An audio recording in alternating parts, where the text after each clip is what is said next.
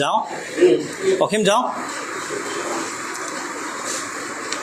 সাংবাদিক বন্ধু বান্ধৱীসকল, আপোনালোকক এটা বৰ অনাকাংক্ষিত দুৰ্ভাগ্যজনক বিষয়ক কেন্দ্ৰ কৰি আলোচনা কৰিবৰ কাৰণে, এই বিষয়ে কথা ক'বৰ কাৰণে মাতি আনিছোঁ। মোৰ আমন্ত্ৰণ ৰক্ষা কৰি আপোনালোক ইয়াত উপস্থিত হোৱাৰ কাৰণে আপোনালোক সকলোকে ধন্যবাদ জনাইছোঁ। বিষয়বস্তুৰ প্ৰেক্ষাপট আপোনালোকে ইতিমধ্যে জানিছে যে এইকেইদিন যোৱা 2-3 দিন অসমৰ একাংশ সংবাদ মাধ্যমত, বিশেষকৈ কিছুমান পৰ্টেলত মোক এগৰাকী অপৰাধী সজাই এনেকুৱাকৈ কিছুমান বাতৰি উপস্থাপন কৰা হৈছে যেনিবা মোৰ পাৰিবাৰিক সমস্যাটোহে অসমৰ আটাইতকৈ ডাঙৰ সমস্যা আৰু ইয়াৰ বাহিৰে দ্বিতীয় সমস্যা অসমত নাই, এনেকুৱা এটা প্ৰচাৰ চলি থকা দেখা গৈছে।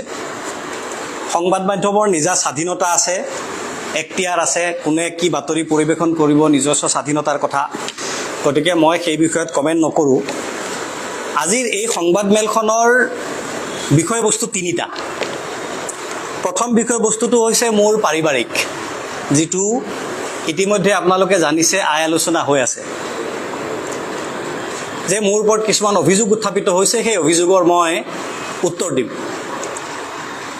দ্বিতীয় বিষয়বস্তুটো হৈছে, মই আপোনালোকক কৈছিলোঁ যে ইতিমধ্যে সিদিনাখন কৈছিলোঁ থানাৰ পৰা ওলাই আহোঁতে, যে এইটো এটা গভীৰ ৰাজনৈতিক ষড়যন্ত্ৰ, আৰু এই ৰাজনৈতিক ষড়যন্ত্ৰটো কি সেই কথাটো আপোনালোকক ক'ম। তৃতীয় বিষয়বস্তুটো হৈছে যে এই ৰাজনৈতিক ষড়যন্ত্ৰটোৰ আঁৰত কোন আছে, আৰু মোৰ এই গোটেই সামগ্ৰিক বিষয়বস্তুটোৰ লগত অসমৰ চৰকাৰ, এটা দুটা ৰাজনৈতিক দল, অসম বিধানসভাৰ বিষয়বস্তু, আদালতৰ বিষয়বস্তু, সমগ্ৰ বিষয়বস্তু সামৰি আছে, অসমৰ লাখ লাখ মানুহ সামৰি আছে। গতিকে বিষয়বস্তুটো অকণমান দলৈ গৈ বুজাৰ প্ৰয়োজন আছে। আপোনালোকৰ সন্মুখত মই বহি আছোঁ, এয়া মই অসমৰ আৰু ভাৰতৰ পাৰিবাৰিক সমস্যা সম্পৰ্কত যিমান আইন আছে সকলো আইনৰ কপি মই লগত লৈ আহিছোঁ। Hindu marriage act, Muslim marriage act, special marriage act, women law, যিমান যি আছে। যোৱা 2-3 দিনে মই মুখ খোলা নাছিলোঁ, মনে মনে বহি আছিলোঁ। মই ভাবিছিলোঁ এইবিলাক কথাৰ উত্তৰ দিয়াৰ প্ৰয়োজন নাই, কাৰণ মোৰ পাৰিবাৰিক সমস্যাটো ইয়াৰ লগত অসমৰ ৰাইজৰ কোনো সম্পৰ্ক নাই, সংবাদ মাধ্যমৰ সম্পৰ্ক নাই, দেশৰ সম্পৰ্ক নাই, মোৰ ব্যক্তিগত জীৱনৰ কথা। এইবোৰ কথা কোনোবাই মোৰ ওপৰত অভিযোগ উত্থাপন কৰিছে, মই ইমান উত্তৰ দিয়াৰ প্ৰয়োজন নাই বুলি ভাবিছিলোঁ। কিন্তু যেতিয়া দেখিলোঁ যে নাই, কথাখিনি কোৱাৰ প্ৰয়োজন আছে, কাৰণ দুটা। প্ৰথম কথাটো হৈছে, এই বিষয়টোক কেন্দ্ৰ কৰি অসমত এটা ৰাজনৈতিক বাতাবৰণ সৃষ্টি কৰা হৈছে। এটা ৰাজনৈতিক দলৰ এগৰাকী ব্যক্তি, মই এটা ৰাজনৈতিক দলৰ এজন মুখপাত্ৰ, এজন বিষয়ববীয়া। মোৰ কথা মানুহে শুনে, মোৰ কথা মানুহে, মোৰ দলৰ, মই যিটো দলক প্ৰতিনিধিত্ব কৰোঁ, অসম জাতীয় পৰিষদৰ মই মুখপাত্ৰ। গতিকে আমাৰ দলৰ বহুত মানুহৰ আৱেগ অনুভূতিৰ কথা আছে, মানুহৰ বিশ্বাসযোগ্যতাৰ কথা আছে, মোৰ কেৰিয়াৰৰ কথা আছে। আৰু আপোনালোকে মন কৰিব যে এইকেইদিন মোৰ ওপৰত যিগৰাকীয়ে অভিযোগ উত্থাপন কৰিছে বা যিসকলে অভিযোগ উত্থাপন কৰিছে, তেওঁলোকে বাৰে বাৰে মোৰ দলটোক টাৰ্গেট কৰিছে। জাতীয়তাবাদী মানুহ এনেকুৱা, জাতীয়তাবাদ কৰা মানুহ, জাতীয়তাবাদৰ কথা কোৱা মানুহে নাৰী নিৰ্যাতন কৰিছে, এনেকুৱা ধৰণৰ কথা কোৱা হৈছে। লুৰিণজ্যোতি গগৈয়ে কি কৰি আছে, ইত্যাদি ইত্যাদি কথা কোৱা হৈছে। তাৰমানে আল্টিমেটলি মই যিটো কথা বুজি পালোঁ যে ইয়াত টাৰ্গেট মই নহয়, টাৰ্গেট লুৰিণজ্যোতি গগৈ, টাৰ্গেট অসমৰ জাতীয়তাবাদ, টাৰ্গেট অসমৰ ৰাজনীতিৰ, অসম জাতীয় পৰিষদৰ ভূমিকা, এইবোৰ। গতিকে গোটেই কথাখিনি আজি আপোনালোকক এটা এটাকৈ মই খুৰুচা কৰিম। সংবাদমেলখন অলপমান দীঘলীয়া হ'ব, আপোনালোকে ধৈৰ্য সহকাৰে শুনিব, আৰু সংবাদমেলৰ শেষত আপোনালোকৰ প্ৰশ্নৰ মই উত্তৰ দিম। আকৌ কৈছোঁ, মোৰ সংবাদমেলখন কৰিবলৈ ইচ্ছা নাছিল। যিগৰাকীয়ে মোৰ ওপৰত অভিযোগ উত্থাপন কৰিছে, তেখেতৰ লগত মই 12 বছৰ সংসাৰ কৰিছোঁ, মোৰ 2টা সন্তান তেওঁৰ লগত আছে, তেওঁৰ লগত মোৰ আৱেগ অনুভূতি জড়িত হৈ আছে। আজিও তেওঁৰ প্ৰতি মোৰ ভাল পোৱা, তেওঁৰ প্ৰতি মোৰ শ্ৰদ্ধা আছে। কিন্তু যিহেতু মোক অভিযোগেৰে থকা সৰকা কৰা হৈছে, যিহেতু এই অভিযোগবিলাকক মানুহে সঁচা বুলি ভাবিবলৈ লৈছে, কাৰণ মই যদি মনে মনে থাকোঁ, মানুহে অভিযোগবিলাকক সঁচা বুলি ভাবি ল'বলৈ ল'ব। সেইকাৰণে সকলোৱে মোক ক'লে জানাই তুমি তোমাৰ কথাখিনি স্পষ্টীকৰণ দিয়াটো উচিত আৰু সেই স্পষ্টীকৰণটো মই প্ৰথমে আপোনালোকক আগবঢ়াম। কিন্তু লগতে এই কথাটো কওঁ যে মোৰ আগৰ পত্নী সম্পৰ্কত মই কোনো ব্যক্তিগত পাৰ্চনেল কথা নকওঁ, ক'ব মই নিবিচাৰিম। কেৱল তেখেতৰ প্ৰশ্নৰ উত্তৰ দিম আৰু উইথ এভিডেন্স দিম। ঘটনাটো আপোনালোকে জানিছেই, যোৱা 22 জুন শনিবাৰ আৰু ৰাতিপুৱা 9:30 মান বজাত, 9 বজাৰ পৰা 9:30 মান বজাৰ মাজত মোৰ হাতীগাঁৱত থকা ঘৰত মই মোৰ পত্নীৰ সৈতে আছিলোঁ আৰু সেই সময়ত মোৰ আগৰ পত্নীয়ে আহি নক কৰিছে, দুৱাৰ নক কৰিছে। মই শুই আছিলোঁ, টোপনিত আছিলোঁ। টকমককৈ ওলাই আহি টি চাৰ্টটো পিন্ধি মই যেতিয়া বাহিৰলৈ ওলাই আহিছোঁ, ওলাই মই দুৱাৰখন খোলোতেই মই একো তত ধৰিব নোৱাৰোঁতেই মই তেওঁক দেখিয়ে ক'লোঁ, তুমি কিয় আহিছা? লগে লগে আপোনালোকৰ 2-4জন চাগে আছিল সংবাদ মাধ্যমত, মানুহে দেখিছে মোৰ মুখত ধাপাচকৈ এটা ব্ল' পৰি গ'ল, এটা ঘোচা এটা পৰি গ'ল। তাৰপিছত চৰ পৰি গ'ল, গবা মাৰি পেলাই দিলে। আৰু ইফালে মই ঘূৰি চাই দেখোঁ যে 6-7টা কেমেৰা মোৰ ফালে পোনাই থোৱা আছে, সংবাদ মাধ্যমৰ কেমেৰা। যেনিবা চিনেমাত যেনেকৈ একশ্যন কি থাকে যে লাইট কেমেৰা একশ্যন থাকে, যে মই ওলাম আৰু লগে লগে একশ্যন হ'ব, কেমেৰা ৰেডি, এনেকুৱা এটা চিটুৱেশ্যন। মই তত ধৰিব নোৱাৰিলোঁ, থতমত খাই গ'লোঁ। আৰু বাকী পৰিস্থিতি আপোনালোকে দেখিছে। সেইদিনাখন মোৰ আগৰ পত্নীয়ে অভিযোগ কৰিছিল যে তেখেত মোৰ বৈধ পত্নী, আৰু তেখেতে মোক কৈছিল যে মই অবৈধ নাৰীৰ সৈতে সেই ঘৰত লুকাই আছোঁ। তেখেতে মোক বিচাৰি পোৱা নাছিল বহু দিনৰ পৰা। আৰু তাৰপিছত মোক আত্মপক্ষ সমৰ্থনৰ সুযোগ নিদিয়াকৈ, মোক একো কথা নুসুধাকৈ, যে আপোনাৰ কিবা বক্তব্য আছে নেকি, এই কথাটো নুসুধাকৈ মোৰ 2-4 সাংবাদিক বন্ধুৱে, 2-4টা সংবাদ প্ৰতিষ্ঠানে কিছুমান এনেকুৱা বাতৰি প্ৰচাৰ কৰিলে যিবোৰ মোৰ মানহানি হোৱাৰ নিচিনা বাতৰি, মিছা বাতৰি। লিখিছে হাতে লোটে ধৰা পৰিল জিয়াউৰ ৰহমান, জাতীয়তাবাদৰ কথা কোৱা জিয়াউৰ ৰহমানৰ অবৈধ সম্পৰ্ক। এটা সংবাদ প্ৰতিষ্ঠানে এটা প্লেট প্ৰচাৰ কৰিছে, জাতীয়তাবাদী নেতাৰ গালত ঘৈণীয়েকৰ কাণতলীয়া চৰ। মন কৰিছে আপোনালোকে নিশ্চয় এইবোৰ কথা। কোনোবাই লিখিছে জিয়াউৰ ৰহমানক গ্ৰেপ্তাৰ, জিয়াউৰ ৰহমান ৰঙা ঘৰত, ইত্যাদি ইত্যাদি। মই আকৌ আপোনালোকক আজি তাৰপিছত মই থানাৰ পৰা ওলাই আহোঁতে গোটেই কথাখিনি কৈছোঁ। কেইটামান সংবাদ প্ৰতিষ্ঠানে মোৰ সেই গোটেই কথাখিনি আনকাট প্ৰচাৰ কৰিছে। যিসকলে প্ৰচাৰ কৰিছে মোক আত্মপক্ষ সমৰ্থনৰ সুযোগ দিছে। মই সকলোকে সেই সংবাদ প্ৰতিষ্ঠানকেইটাক মই ধন্যবাদ জনাইছোঁ। আৰু যিকেইটা সংবাদ প্ৰতিষ্ঠানে মোৰ বক্তব্য প্ৰকাশ কৰা নাই, অপজিট পাৰ্টিৰ অভিযোগসমূহকে সঁচা বুলি ভাবি লৈ, সেইখিনিকেই জাজমেণ্ট বুলি ভাবি লৈ, সঁচা বুলি ধৰি মানুহক এনেকুৱা এটা উপস্থাপন কৰি বাতৰি প্ৰচাৰ কৰিছে, তেখেতসকললৈ মোৰ অনুৰোধ যে আজি মই যিখিনি কথা ইয়াত কৈ আছোঁ, আপোনালোকে অনুগ্ৰহ কৰি আনকাট আৰম্ভণিৰ পৰা শেষলৈকে মোৰ কথাখিনি প্ৰচাৰ কৰি মোক আত্মপক্ষ সমৰ্থনৰ সুযোগ আপোনালোকে দিব। আৰু এইটো আপোনালোকৰ সাংবাদিকতাৰ ধৰ্ম। সংবাদ মাধ্যমৰ ওপৰত মানুহৰ অভিযোগ এনেও বহুত, আৰু এনেকুৱা ধৰণৰ পাৰিবাৰিক সংবাদ সদায় যদি ওলাই থাকে সংবাদ মাধ্যমত, তেতিয়াহ'লে সংবাদ মাধ্যমৰ সম্পৰ্কত মানুহৰ যিটো ধাৰণা, সেই ধাৰণা আৰু নেতিবাচক হ'ব। এনেকুৱা এটা সময় ওলাব যিসকলে, মই নিজে সাংবাদিকতা কৰিছিলোঁ, আজিকালি সাংবাদিকতা কৰিছিলোঁ বুলি ক'বলৈ লাজ লগা হৈছে। আপোনালোক সকলো সাংবাদিক, আপোনালোকৰো পৰিয়াল আছে। মোৰ পৰিয়ালত সংঘাত হৈছে, কোনোবা দিনা যে আন কাৰোবাৰ পৰিয়ালত সংঘাত নহ'ব তাৰ কোনো গেৰাণ্টি নাই। অসমৰ বহুত ডাঙৰ ডাঙৰ মানুহৰ পৰিয়ালত সংঘাত আছে। অসম বিধানসভাৰ ভিতৰত 2-3জন 4জন এনেকুৱা বিধায়ক আছে যাৰ দুগৰাকীকৈ পত্নী আছে। এনেকুৱা বিধায়ক আছে যাৰ পত্নীৰ লগত বিচ্ছেদ হৈছে। এনেকুৱাও নেতা আছে, ৰাজনৈতিক নেতা আছে, বিধায়ক আছে, মন্ত্ৰী আছে যাৰ 3-4গৰাকীকৈ পত্নী আছে। অৰুণাচলৰ মুখ্যমন্ত্ৰী, এতিয়াৰ মুখ্যমন্ত্ৰী, আগৰ মুখ্যমন্ত্ৰী, মেঘালয়ৰ, এইবিলাক কথা বহুত নেতা, আমাৰ দেশৰ দিল্লীৰ পৰা দিছপুৰলৈকে কিমান নেতাৰ এনেকুৱা কাহিনী আছে। সেইবোৰ যদি বাতৰিৰ বিষয় হ'লহেঁতেন, তেতিয়াহ'লে আপোনালোক সংবাদ মাধ্যমে বেলেগ বাতৰি কৰিবৰ কাৰণে সময়ে নাপালেহেঁতেন। ৰাতিপুৱাৰ পৰা গধূলিলৈকে কেৱল এইবোৰেই বাতৰি প্ৰচাৰ কৰি থাকিব লগা হ'লহেঁতেন। গতিকে মই ভাবোঁ যে মোৰ কথাখিনি অনুগ্ৰহ কৰি আপোনালোকে যদি প্ৰচাৰ কৰে এজ ইট ইজ, তেতিয়াহ'লে সাংবাদিকতাৰ ধৰ্ম পালন কৰা হ'ব আৰু সমাজৰ প্ৰতি থকা দায়িত্ব আৰু সংবাদ মাধ্যমৰ মৰ্যাদা ঘূৰাই অনাৰ দায়িত্বখিনিও পালন কৰা হ'ব।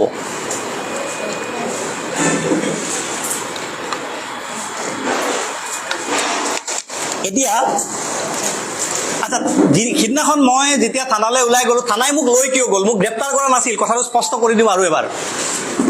থানাই মোক সিদিনাখন লৈ গৈছিল কাৰণ মোৰ কেম্পাছত, মোৰ ছ'চাইটিত এটা হুলস্থুলীয়া পৰিৱেশৰ সৃষ্টি হৈছিল। ক'ৰবাত কিবা হুলস্থুলীয়া পৰিৱেশৰ সৃষ্টি হ'লে ল' এণ্ড অৰ্ডাৰ চিটুৱেশ্যন ক্ৰিয়েট হয়।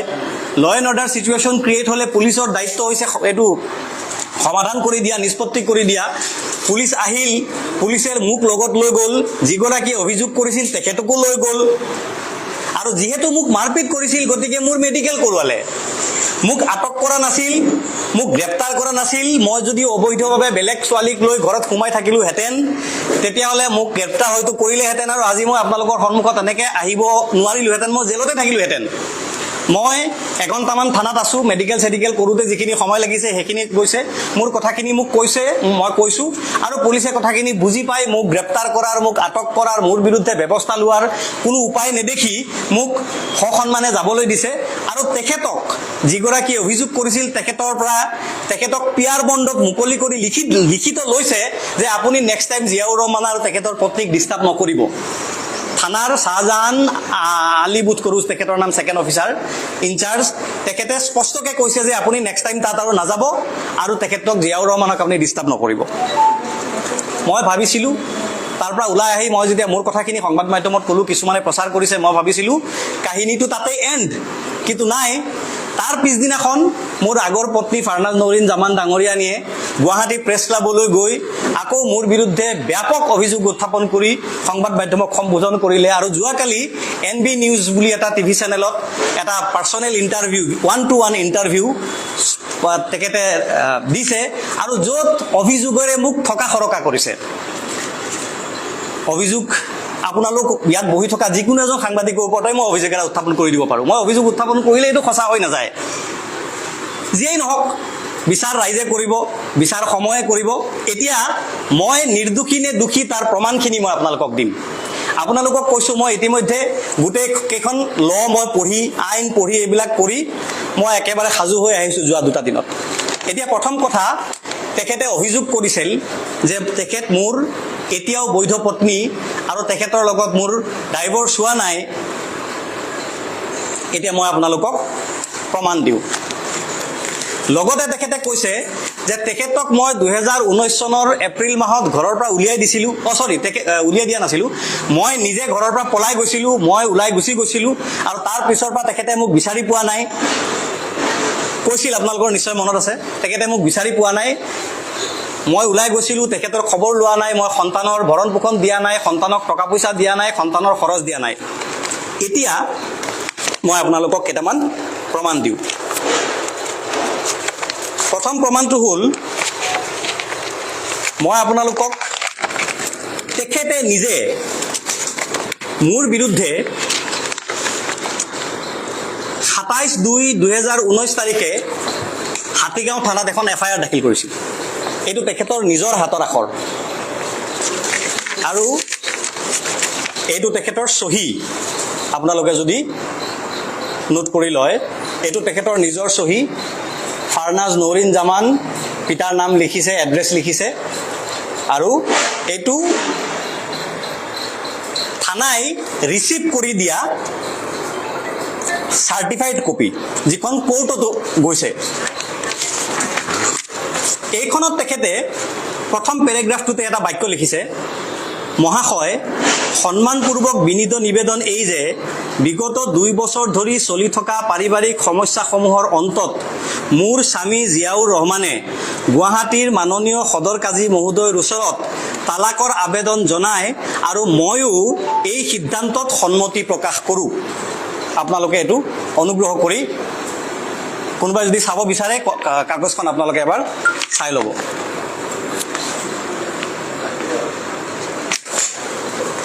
অৰ্থাৎ তেখেতে তালাক মানে ডাইভৰ্চত সন্মতি প্ৰকাশ কৰিছে।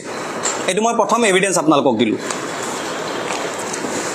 দ্বিতীয় এভিডেন্স মই আপোনালোকক দিওঁ, এইখন হৈছে তেখেতে প্ৰিন্সিপাল জাজ number 1 family court Kamrup at Guwahati, আমাৰ গুৱাহাটী মহানগৰৰ ফেমিলি কোৰ্টত মোৰ বিৰুদ্ধে যিটো কেছ ৰুজু কৰিছিল সেই কেছৰ চাৰ্টিফাইড কপিৰ প্ৰতিলিপি এইটো মই আপোনালোকক কপি দিম এইটো তেখেতৰ সাইন ইয়াতে লিখা আছে ফাৰনাজ নৰিন জামান তাৰে 4 নম্বৰ পৃষ্ঠাৰ 12 নম্বৰ পেৰাগ্ৰাফ আচ্ছা কেছ নম্বৰটো মই লগতে কৈ দিছো আপোনালোকক FC ক্ৰিমিনেল কেছ নম্বৰ 207/2019 এই কেছটোৰ 12 নম্বৰ দফাত তেখেতে লিখিছে আৰু কিবা কিবি লিখিছে এইবোৰ ডিটেইলছ সময় আপোনালোকৰ নষ্ট কৰা নাই মূল কথাটোলৈ আহিছো finding no any alternative the petitioner left the rented house taken by the opposite party and she took another rented house in different place অৰ্থাৎ মই বেলেগ উপায় বিচাৰি নাপাই মই ফাৰ্স্ট পাৰ্টি মানে মই জিয়াউৰ ৰহমানে লৈ থকা ভাড়া ঘৰটো যিটো ঘৰত তেওঁ আৰু মই আছো সেই ঘৰটো মই স্বেচ্ছাই ত্যাগ কৰো আৰু অন্য ঠাইত মই এটা নিজে ভাড়া ঘৰ লওঁ ইয়াৰ পৰা এইটো কথা নিশ্চয় আপোনালোকৰ বুজিবলৈ বাকি নাই যে মই তেখেতক ঘৰৰ পৰা খেদিও দিয়া নাছিলো আৰু মই নিজে পলাই যোৱা নাছিলো তেখেতে নিজে ঘৰৰ পৰা আঁতৰি গৈছে এই কেছ নম্বৰটো মই আপোনালোকক আকৌ কৈছো কোৰ্টৰ পৰা লাগিলে আপোনালোকে কপি লৈ ল'ব বা মোৰ পৰা আপোনালোকে কপিটো পাব পাৰে FC ক্ৰিমিনেল কেছ নম্বৰ 207/2019 এতিয়া তেখেতৰ লগত মোৰ ডাইভোৰ্স হৈছে নে নাই এইটো এটা বৰ গুৰুত্বপূৰ্ণ প্ৰশ্ন এইটো কথা হয় যে এগৰাকী পত্নী থকা অৱস্থাত দ্বিতীয় আন এগৰাকী পত্নী গ্ৰহণ কৰাটো উচিত নহয় হিন্দু আইন মতে অবৈধ মুছলমান আইন মতে উচিত নহয় এই কথাটো অকমান সাধাৰণ মানুহে বুজাৰ দৰকাৰ আছে আমাৰ দেশখনত আমাৰ অসমখনত হিন্দু মানুহৰ সংখ্যা বেছি হিন্দু মানুহে কথাটো হিন্দু মানুহৰ সমাজত প্ৰচলিত বিধি বিধানৰ দৃষ্টিভংগীৰে বিচাৰ কৰে সাধাৰণতে কিন্তু আমাৰ দেশৰ সংবিধানে মই নহয় আমাৰ দেশৰ সংবিধানে হিন্দুৰ বিবাহ প্ৰথা বেলেগ কৰিছে মুছলমানৰ বিবাহ প্ৰথা বেলেগ কৰিছে খ্ৰীষ্টানৰ বিবাহ প্ৰথা বেলেগ কৰিছে জনজাতি সকলৰ বিবাহ প্ৰথা বেলেগ কৰিছে আৰু সকলোৰে কাৰণে সুকীয়া সুকীয়া আইন আছে যেনে এইখন মই আপোনালোকক আইনৰ কপি দেখুৱাইছো ইয়াত লিখা আছে স্পষ্টকে হিন্দু ল গতিকে হিন্দু মুছলমান মই কৰা নাই দেশৰ সংবিধানে কৰিছে দেশৰ আইন ব্যৱস্থাই কৰিছে দেশৰ সংসদে কৰিছে হিন্দু লজ আৰু এয়া মুছলিম লজ মই যেহেতু মুছলিম লৰ আণ্ডাৰত বিবাহ পাতিছিলো গতিকে মোৰ বিবাহ বিচ্ছেদটো মুছলিম লৰ আণ্ডাৰত হ'ব লাগিব এইটো নিয়ম এতিয়া এইকেইখন হৈছে মই তেখেতলৈ গুৱাহাটীৰ চৰকাৰী কাজীৰ জৰিয়তে প্ৰেৰণ কৰা এই ফোনটো লোৱাচোন বাৰে বাৰে বাজি আছে এইটো আকৌ লগে লগে মোক দিবা দেই মোৰ কাম আছে গুৱাহাটীৰ কাজীৰ জৰিয়তে মই তেখেতলৈ দিয়া নোটিছ বিবাহ বিচ্ছেদৰ নোটিছ এইখন নোটিছ প্ৰথম নোটিছখন হৈছে 28/5/2018 ইয়াত লিখা আছে বিবাহ বিচ্ছেদৰ আবেদন আপোনালোকে দেখিছে চাগে কপি আপোনালোকক মই দেখুৱাই দিম ইয়াত মই লিখিছো দুটামান লাইন পঢ়ি দিওঁ নালাগে মই নপঢ়ো বেয়া নাপাব আপোনালোকে মই নপঢ়ো ইয়াত এনেকুৱা কিছুমান কথা লিখা আছে যিখিনি কথা আৰু মই ক'ব বিচৰা নাই মুঠতে কিবা এটা ইস্যুৰ কাৰণে মই আৰু জেনুইন ইস্যু ভাৰতবৰ্ষৰ উচ্চতম ন্যায়ালয়ে কৈছে যে এডাল্টাৰী বিবাহ বিচ্ছেদৰ এটা কাৰণ হ'ব পাৰে আৰু মই এটা এডাল্টাৰীৰ কাৰণে তেখেতক বিবাহ বিচ্ছেদ দিয়াৰ ইচ্ছা প্ৰকাশ কৰিছিলোঁ এইটো আবেদন এখন তাৰিখটো নোট কৰিব আপোনালোকে 28/5/2018 দ্বিতীয় জাননী মই তেখেতক দিছিলোঁ 15/1/2019 প্ৰায় 3 মাহৰ পিছত এদিন দুদিন নহয় 3 মাহৰ পিছত মই ভাবিছিলোঁ প্ৰথমখন নোটিছ দিয়াৰ পিছত যে তেওঁ চাগে নিজৰ ভুল সংশোধন কৰিব মই তেখেতক কৈছিলোঁ মই তেখেতক 3টা চৰ্ত দিছিলোঁ মই কৈছিলোঁ যে প্ৰথমতে তুমি তোমাৰ নিজৰ মোবাইল নম্বৰটো চেঞ্জ কৰা তোমাৰ যিসকল বন্ধু বান্ধৱ আছে তেওঁলোকৰ লগত যিসকলৰ লগত মোৰ আপত্তি আছে সেই বন্ধু বান্ধৱ কেইজনৰ লগত সম্পৰ্ক ত্যাগ কৰা দ্বিতীয় চৰ্ত মই দিছিলোঁ যে মোৰ ছোৱালী দুজনীৰ মূৰত হাত থৈ শপত খোৱা ছেকেণ্ড টাইম এনেকুৱা কাম নকৰিবা।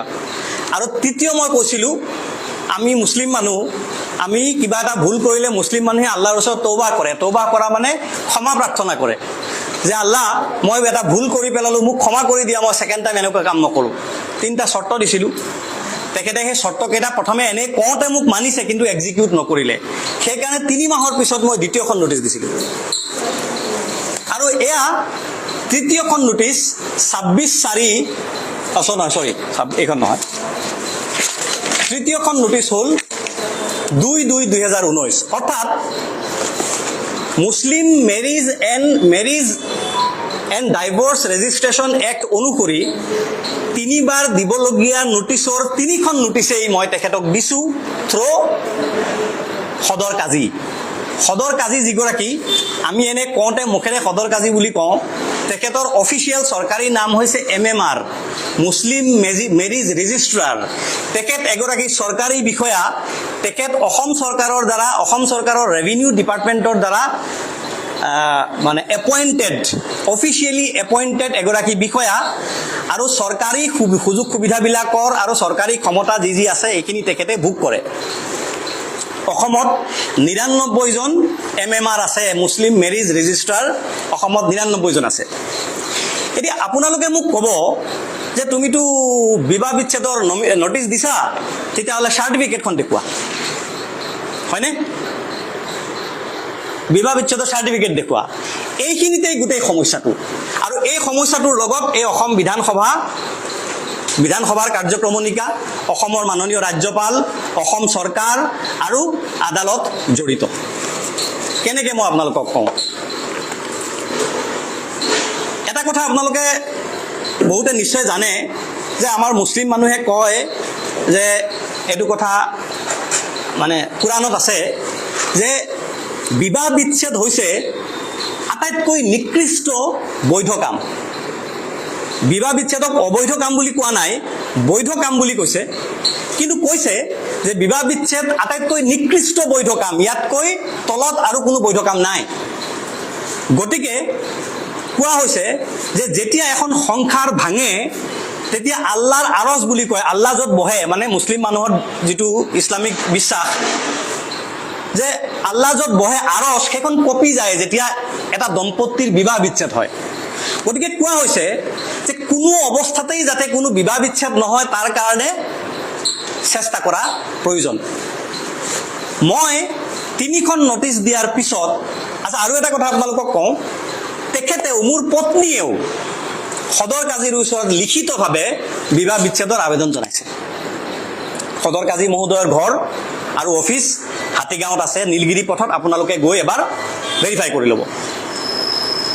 তেখেতে এবাৰ দুবাৰ নহয়, এই 3টা নোটিছত 3বাৰ, আৰু ইয়াৰ পিছত মৌখিকভাৱে বাৰে বাৰে, আৰু যোৱা 6/4/2024 তাৰিখে তেখেতে নিজে আৰু এখন অতিৰিক্ত আবেদন দি পেলাই চাৰ্টিফিকেটখন বিচাৰিছে।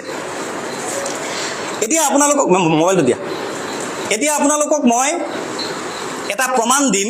আপোনালোকে ক'ব যে কাগজেই নহয় আৰু বেলেগ কিবা প্ৰমাণ লাগে, কাগজটো আপুনি বনাইও ল'ব পাৰে।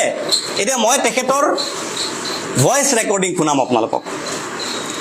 তেখেতে কাজী অফিচত তেখেতক বিবাহ বিচ্ছেদ লাগেই বুলি প্ৰেছাৰ দিয়া আৰু কাজী চাহাবৰ লগত তৰ্কাতৰ্কি কৰাৰ CCTV ফুটেজৰ অডিঅ' ৰেকৰ্ডিংটো মই আপোনালোকক এতিয়া শুনাম।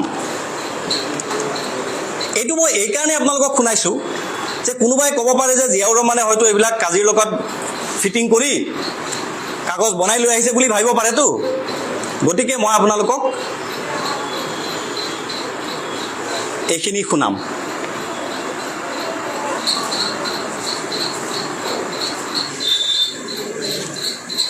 ইয়াত বজালে শুনিবনে? ইয়াতো শুনা যাব? এই ফেনখন অফ কৰি দিয়ক। অঁ, যিখন ফেনত চাউণ্ড কৰিছে সেইখন বন্ধ কৰি দিয়ক।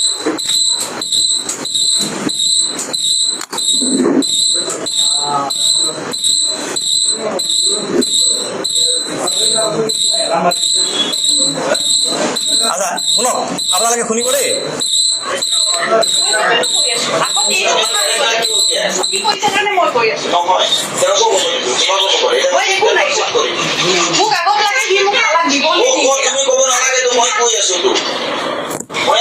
বাক্যটো শুনিছেনে আপোনালোকে? আপোনালোকক শুনাই দিম মই আৰু এবাৰ ওচৰত নি পেলাই, আকৌ শুনিব। তেখেতে কৈ আছে, মোৰ পত্নীয়ে কৈ আছে, সি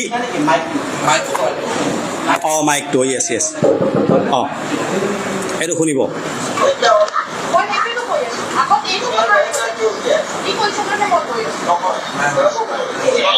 মাইকটো চাউণ্ড দিয়ক।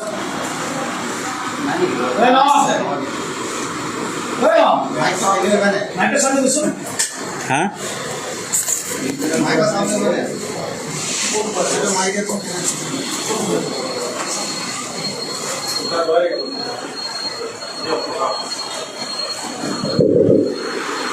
আকৌ কৰিব দেই। নাই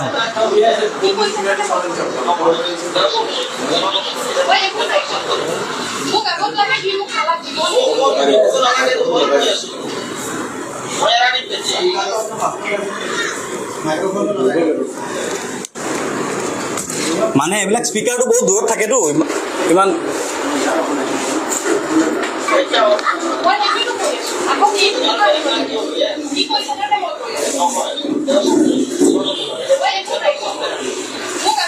গৈছেনে? আচ্ছা, মই আৰু এবাৰ শুনাই দিম আপোনালোকক। মুঠতে তেখেতে কাজী চাহাবৰ অফিচত অত্যন্ত প্ৰেছাৰ দিছে যে, আৰু এইটো এটা নহয়, এইটো ৰিপিটেডলি বহুতবাৰ আছে যে সি মোক তালাক দিব নে নিদিয়ে এইটো কওক, মোক তালাক লাগে। লাগে কি কাৰণে, সেই প্ৰশ্নৰ উত্তৰ আপোনালোকে তেখেতৰ পৰা পাব। টাইমত বৰ দেৰিকৈ আহিলে।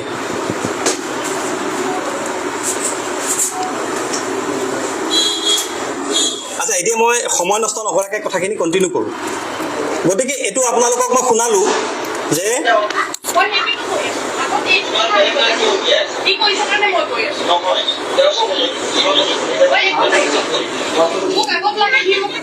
আচ্ছা, মই আপোনালোকক আৰু এবাৰ শুনাই দিম। তো তেখেতে কৈ আছে যে সি কওক, সি মোক তালাক দিব নে নিদিয়ে, কিমান সোনকালে দিব কওক। তাৰমানে ইমিডিয়েটলি তেখেতক তালাক লাগে। তাৰ আঁৰৰ এটা কাৰণ আছে, সেইটো আৰু মই আপোনালোকক নকওঁ, কাৰণ ইমিডিয়েটলি তেখেতক সেই মুহূৰ্তত তালাকটো প্ৰয়োজন হৈছিল। কিন্তু মই তালাক দিব খোজা নাছিলোঁ, মই তেখেতক ডাইভৰ্চ দিব খোজা নাছিলোঁ। কেতিয়াবা খঙৰ মুহূৰ্তত তোমাৰ লগত মোৰ নহ'ব বুলি কোৱা যায় নে নাযায়? বাদ দি আৰু নহ'ব, তাৰপিছত আকৌ বিল হয়। ময়ো কেতিয়াবা কৈছিলোঁ যে মই তোমাক তালাক দিম, মই আবেদনো দিছিলোঁ তালাক দিম বুলি। কিন্তু যিহেতু মোৰ দুটা সন্তান আছে আৰু মোৰ দুজনী ছোৱালী সন্তান আছে, সেইকাৰণে মই ভাবিছিলোঁ যে যি হ'ল হ'ল, বুজাবুজি কৰি লওঁ। আৰু এইবোৰ কথাৰ বহুত অসংখ্য প্ৰমাণ আছে যে মই তেখেতক চিঠি লিখিছোঁ, মানুহ পঠিয়াইছোঁ, পৰিয়ালৰ মানুহ পঠিয়াইছোঁ, ডাঙৰ ডাঙৰ মানুহ পঠিয়াইছোঁ। মই কৈছোঁ, দুগৰাকী IAS অফিচাৰ লেভেলৰ মানুহে তেখেতৰ লগত কথা পাতিছে, এগৰাকী সাংসদে তেখেতৰ লগত কথা পাতিছে, ডাঙৰ পৰ্যায়ৰ মানুহ, এগৰাকী মন্ত্ৰী পৰ্যায়ত, কংগ্ৰেছৰ দিনৰ এগৰাকী মন্ত্ৰী পৰ্যায়ৰ মানুহে তেখেতৰ লগত কথা পাতিছে, এগৰাকী হাইকোৰ্টৰ ছিনিয়ৰ এডভোকেটে তেখেতৰ পৰিয়ালৰ মানুহৰ লগত কথা পাতিছে। তেখেতে ডাইভৰ্চেই লাগে। এনিৱেজ, মই ডাইভৰ্চ দিব খোজা নাছিলোঁ। এতিয়া ইমান দিন মই 6 বছৰ অকলে থকাৰ পিছত আৰু তেখেতক সৈমান যিহেতু মই কৰিব পৰা নাই, মই আইনী কথাটো আকৌ ঘূৰি আহি আছোঁ। ইমান দিনে তেখেতক মই সন্মান কৰিব পৰা নাই, সেইকাৰণে মই বিবাহ পাশত নতুনকৈ আবদ্ধ হোৱাৰ সিদ্ধান্ত ল'লোঁ। যিহেতু আৰু এটা কথা আপোনালোকে মন কৰিব, এজ পাৰ ল দেই, এজ পাৰ এইটো কি বুলি কয়, Muslim marriage registration and divorce act আৰু the dissolution of Muslim marriage act আৰু মুছলিম পাৰ্চনেল ল, এই আটাইকেইটা ল মতে once the talaq is pronounced or agreed, talaq or divorce is granted. এই কথাটো বহুত সাংবাদিকে নাজানে, বহুত মানুহে নাজানে। কাজীয়ে, আপোনালোকে মন কৰিব কথাটো, কাজী চাহাবে মুছলিম মেৰিজ ৰেজিষ্ট্ৰাৰে তালাকটো কৰাই নিদিয়ে, তেখেতে ৰেজিষ্ট্ৰাৰহে কৰে। He is the registrar only. এই কথাটো নাজানে মানুহে। সেইকাৰণে ভাবে কাজিয়ে তালাকটো কৰাই দিব। কাজিয়ে তালাক কৰাই নিদিয়ে, কাজিয়ে ৰেজিষ্টাৰ কৰে। গুৱাহাটীৰ সাব ৰেজিষ্টাৰে দুজন মানুহৰ এটা পুৰুষ আৰু এগৰাকী মহিলাৰ বিবাহক কেৱল পঞ্জীয়নহে কৰে। বিবাহটো বেলেগত হয়, কোনোবাই মন্দিৰত কৰে, কোনোবাই ঘৰত হোম পুৰি কৰে, কোনোবাই কাজিৰ ওচৰত কৰে ইত্যাদি। তেওঁলোকে অকল ৰেজিষ্টাৰহে কৰে। গতিকে মই যেতিয়া এই বছৰ 2024 চনত ভাবিলোঁ যে বিবাহ পাশত মই আবদ্ধ হ'ব লাগিব, কাৰণ প্ৰায় 6 বছৰে মই অকলে আছোঁ, মানসিক অশান্তি, অকলে থকাটো কিমান, বিবাহ পাতি 2 বছৰ 4 বছৰ বিয়া কৰি থকাৰ পিছত অকলে থকাটো কিমান কষ্টকৰ, এইটো মানে ভুক্তভোগীয়ে জানে।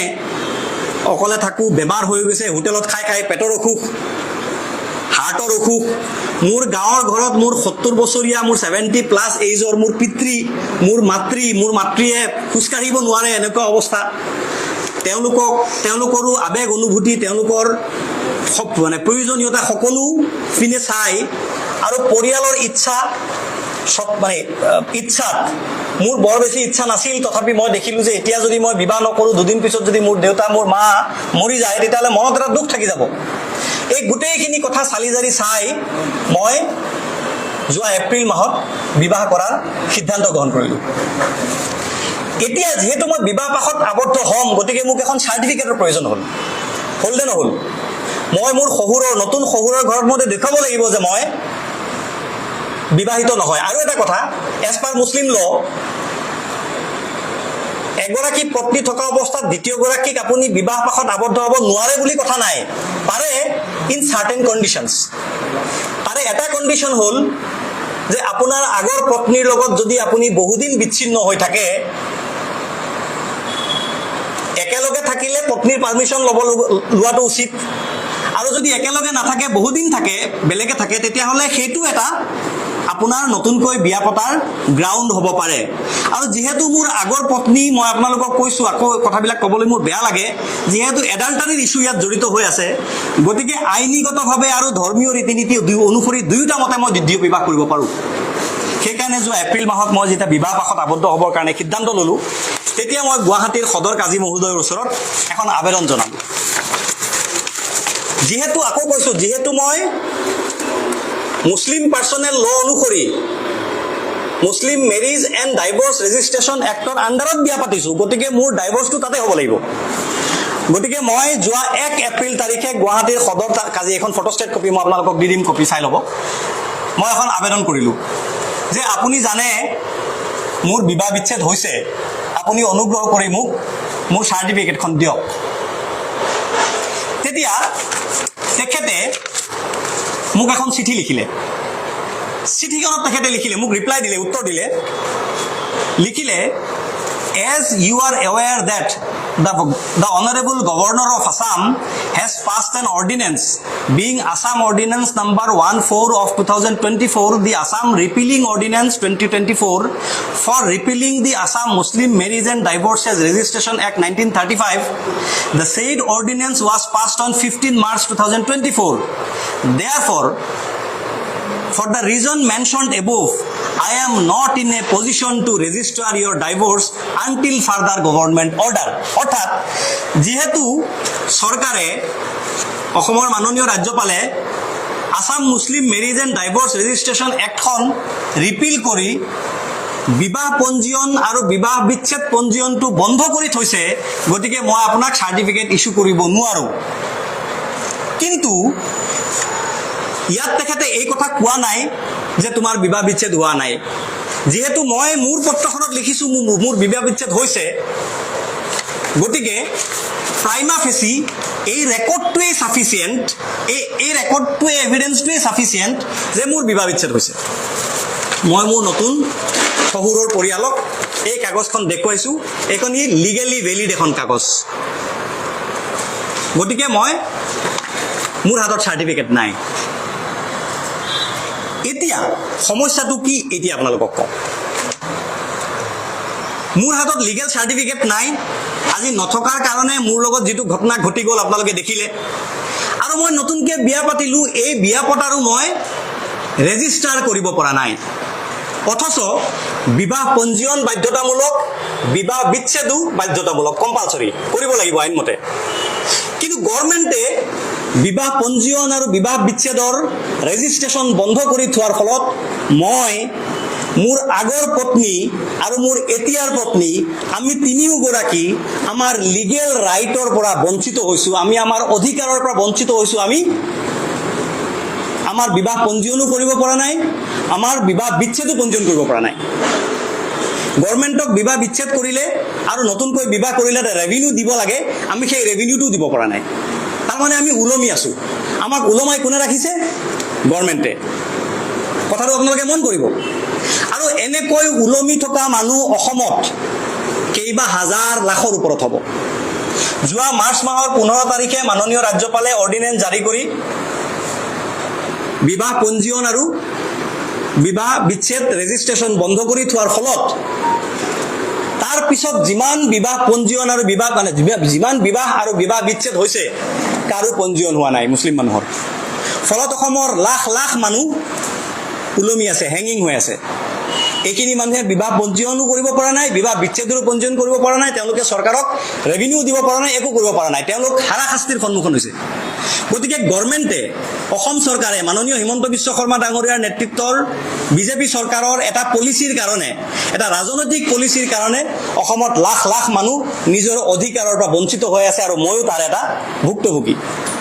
সেইকাৰণে মই আৰু মোৰ পত্নীয়ে, মোৰ নতুন পত্নীয়ে, আমি ইতিমধ্যে গুৱাহাটী উচ্চ ন্যায়ালয়ত এখন ৰিট পিটিশ্যন, এখন লেখ আবেদন দাখিল কৰাৰ প্ৰক্ৰিয়া আৰম্ভ কৰিছোঁ। কাইলৈ বা পৰহিলৈ আমাৰ আবেদনখন দাখিল হ'ব যে আমাক চৰকাৰে আমাৰ লিগেল ৰাইটৰ পৰা বঞ্চিত কৰিছে, গতিকে আমাক আমাৰ লিগেল ৰাইট দিব লাগে।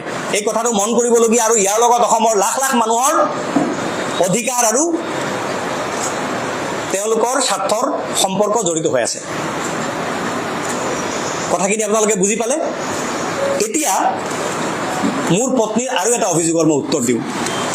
মোৰ পত্নীয়ে মোৰ বিৰুদ্ধে অভিযোগ কৰিছে, মোৰ আগৰ পত্নীয়ে, যে মই তেখেতৰ খুৰাকি নিদিওঁ, মই তেখেতৰ খবৰ নলওঁ, মই মোৰ সন্তানৰ খবৰ নলওঁ, পইচা দিওঁ নে নিদিওঁ সেইখিনি আপোনালোকক মই মোৰ গুগল পে যদি খুলি দেখুৱাওঁ আপোনালোকে গম পাই যাব। আপোনালোকে মোক বেয়া নাপাব, কিছুমান পাৰ্চনেল কথা কেৱল আত্মপক্ষ সমৰ্থনৰ স্বাৰ্থত আৰু কেৱল মোক যে এটা ভিলেন সজোৱা হৈছে, এটা ডাঙৰ ষড়যন্ত্ৰৰ মই বলি হৈছোঁ, এই ষড়যন্ত্ৰটো উদঙাই দিয়াৰ স্বাৰ্থত মই মোৰ পাৰ্চনেল ট্ৰেনজেকশ্যনৰো কিছুমান কথা আপোনালোকৰ আগত ক'বলগীয়া হৈ আছে। এতিয়া মই আপোনালোকক দেখুৱাম। মোৰ পত্নীয়ে কৈছে, মোৰ আগৰ পত্নীয়ে, যে মই তেখেতৰ খবৰ নলওঁ, তেখেতৰ কোনো পইচা পাতি নিদিওঁ। কৈছেনে? এয়া আপোনালোকে চাওক। গুগল পে'ত ডেটা মেনিপুলেট কৰিব নোৱাৰি, আপোনালোক সকলোৱে জানে। এয়া গুগল পে', আপোনালোকে লওক। এই চাওক, ফাৰনাজ এন জামান, তেখেতৰ মোবাইল নাম্বাৰৰ শেষ আখৰ, বেংক একাউণ্টৰ শেষ 4টা ডিজিট হৈছে 1279। দিছপুৰ যিটো মেইন ব্ৰাঞ্চ আছে SBI, সেইটো ব্ৰাঞ্চত তেখেতৰ একাউণ্টটো আছে।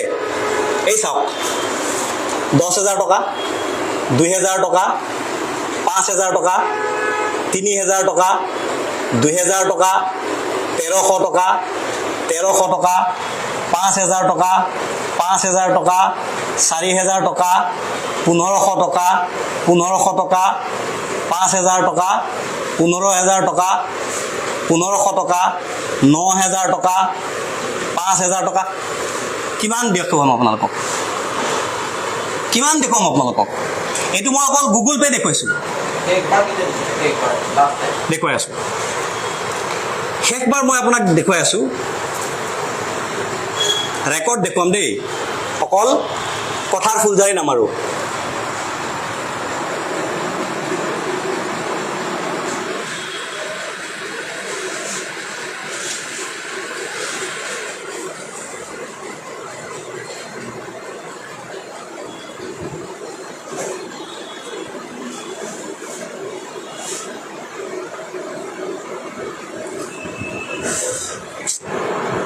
নেটটো বৰ শ্ল' হৈ আছে, মই দেখুৱাই আছোঁ ৰ'ব।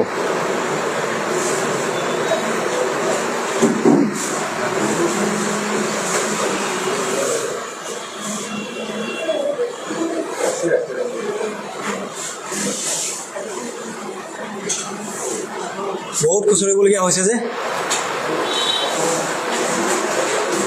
শেষবাৰ মই আপোনালোকক কৈ দিওঁ শেষবাৰ এই ঈদত কোৰ্টত যেটো পইচা দিওঁ সেইটো বেলেগ এই লাষ্ট ঈদত 5000 টকা দিছো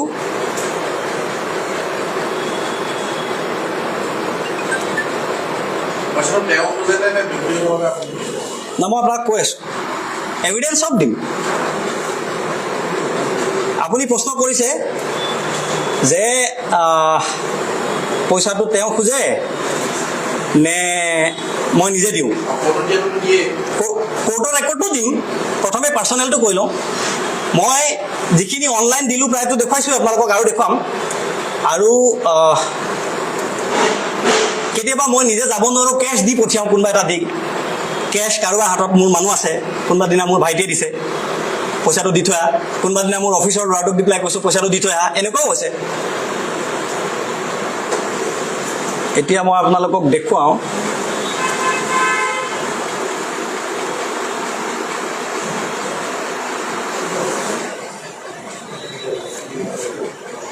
এইটো শুনিব এতিয়া আপোনালোকে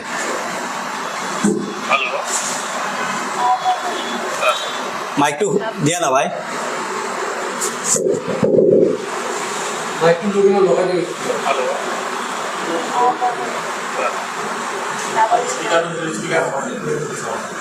ফুল স্পিকাৰ নহয় এই সাউণ্ড মাইকৰ এইবিলাক ফেনৰ সাউণ্ডৰ কাৰণে হেল্ল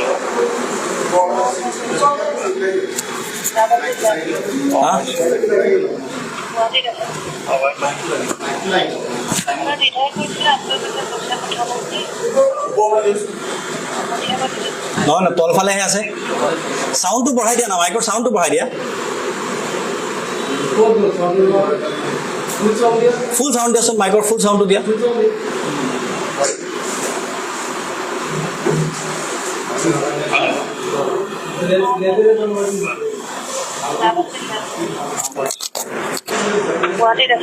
আচ্ছা মই আপোনালোকৰ দুই এজনক হেৰিটো ৰেকৰ্ডটো দি দিম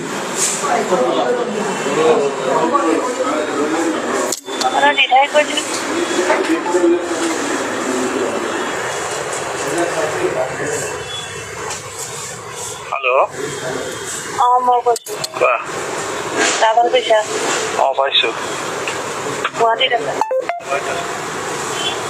আৰু দিধাই কৈছিলে আপুনি কৈছে পইচা পঠাব বুলি পঠিয়াব নেকি তুমি কোনোবা এজন আপোনালোক মোৰ ওচৰলৈ আহক আহি পেলাই শুনি পেলাই বাকীসকলক কৈ দিব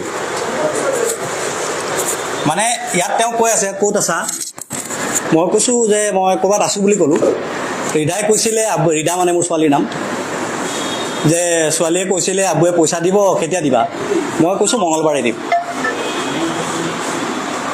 এটা প্ৰমাণ দিলো আপোনালোকক এনেকুৱা অজস্ৰ আছে আপোনালোকে মোৰ পৰা লৈ ল'ব এইবিলাক মানে মই মোৰ পাৰ্সোনেল মই কৈছো ডাবল পইচা পাইছো গুৱাহাটীত আছে গুৱাহাটীত আছো আৰু দিধাই কৈছিলে আপুনি কৈছে পইচা পঠাব বুলি মই শুনি আছো ইয়াত পঠিয়াব নেকি তুমি পইচা দিম ৰবা মঙ্গলবাৰে দিম সময় কেনে সুধিলো যদি তুমি পইচা দিয়ে তেতিয়াহ'লে মই বেলেগ আচ্ছা এইটো হ'ল যে এবাৰ এইটো এনেকুৱা অজস্ৰ আছে এইবাৰ মই আপোনালোকক আৰু এটা শুনাম যিটো মই একে সময়ত তেখেতৰ এবাৰ অপাৰেশ্যন হোৱাৰ কথা আছিল তেখেত মোৰ লগত নাথাকে দেই তেখেত বেলেগে থাকে কিন্তু তেখেতৰ এটা সিস্টৰ অপাৰেশ্যন এটা অলপ গাইনকলজিকেল ইস্যুৰ সিস্টৰ অপাৰেশ্যন এটা হৈছিলে অপাৰেশ্যনটোত 50,000 টকা এটা খৰচ হয় তেতিয়া মোক যিহেতু বিচাৰিছে মই এই কথাটো শুনি লওক আপোনালোকে হেল্ল মা ফোন কৰিছিলা জান কি কৰি আছা একো কৰা নাই মা দাদু ঘৰলৈ আহিছো অকমান ওলাই আহি যাব গাটো ভাল নাই মা জান তুমি জলপান খালা জলপান খালো আকৌ গাটো ভাল নাই পেটটো বিষাই আছে আজি 3-4 দিনৰ পৰা সেইকাৰণে আকৌ দাদু ঘৰলৈ গুচি আহিলো তাততো আৰু অকলে অকলে থাকিব লাগিব কষ্ট হয় তোমালোকে কি কৰি আছা মা মই পঢ়ি আছিলো মানে খেলি আছে আজি স্কুল বন্ধ ন আমু কি কৰি আছে? আমাৰ ব্ৰেকফাষ্ট খাই আছে চিৰা আৰু লছি নাই অ'কে। কালি তোমাৰ এনুৱেল ফাংচন আছিলে নেকি? জনা হ'লে আপুনি নাহিলোহেঁতেন, আপুনি থাকিলোহেঁতেন। ভয় নাই না? আচ্ছা আপু তুমি আমাৰ অপাৰেশ্যনৰ পইচাটো কেতিয়া দিবা? 8 তাৰিখৰ ভিতৰত দিম, 5ৰ ভিতৰত দিম।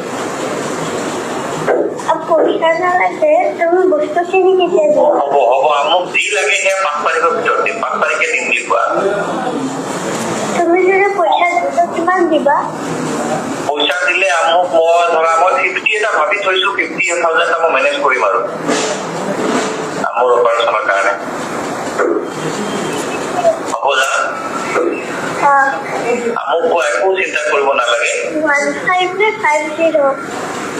50 বেটা, 15 নহ'ব নহয়। পইচা আকৌ 50 এটা মেনেজ কৰিম যেনে তেনে, আৰু মোৰ অপাৰেশ্যনৰ কাৰণে একো পইচা লাগিব বুলি মই ভাবি থৈছো। ডক্টৰে কৈছে মোৰ বোলে হাৰ্টটো উইক আছে। থাকিবতো, মোক বহুত চিন্তা কৰি থাকে নহয়।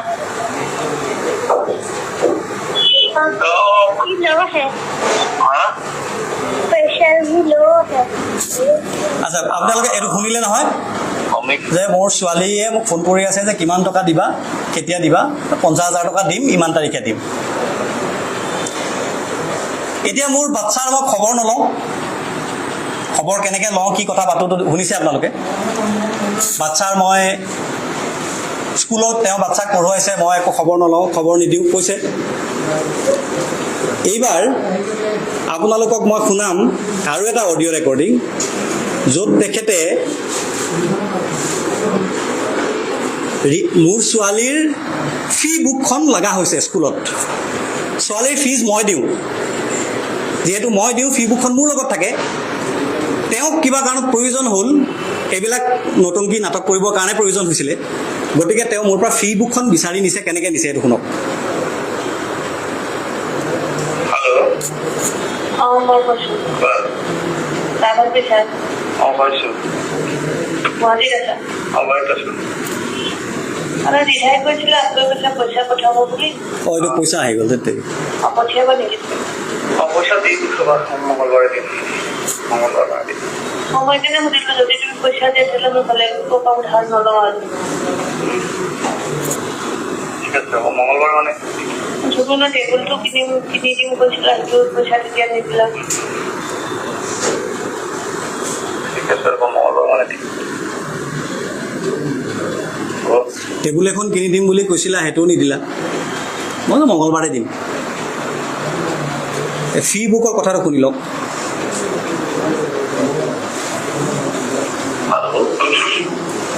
গুৱাহাটীত আছা নহয়? নাই নিলা নিজৰ কিতাপখন নাযাওঁ। কিতাপ, এইবাৰ কিতাপ কালি পাম তাক। চাওঁ আজি গৈ যদি তোমাৰ অফিচ টাইমৰ আগত গৈ পাওঁ ফোন কৰি দিম।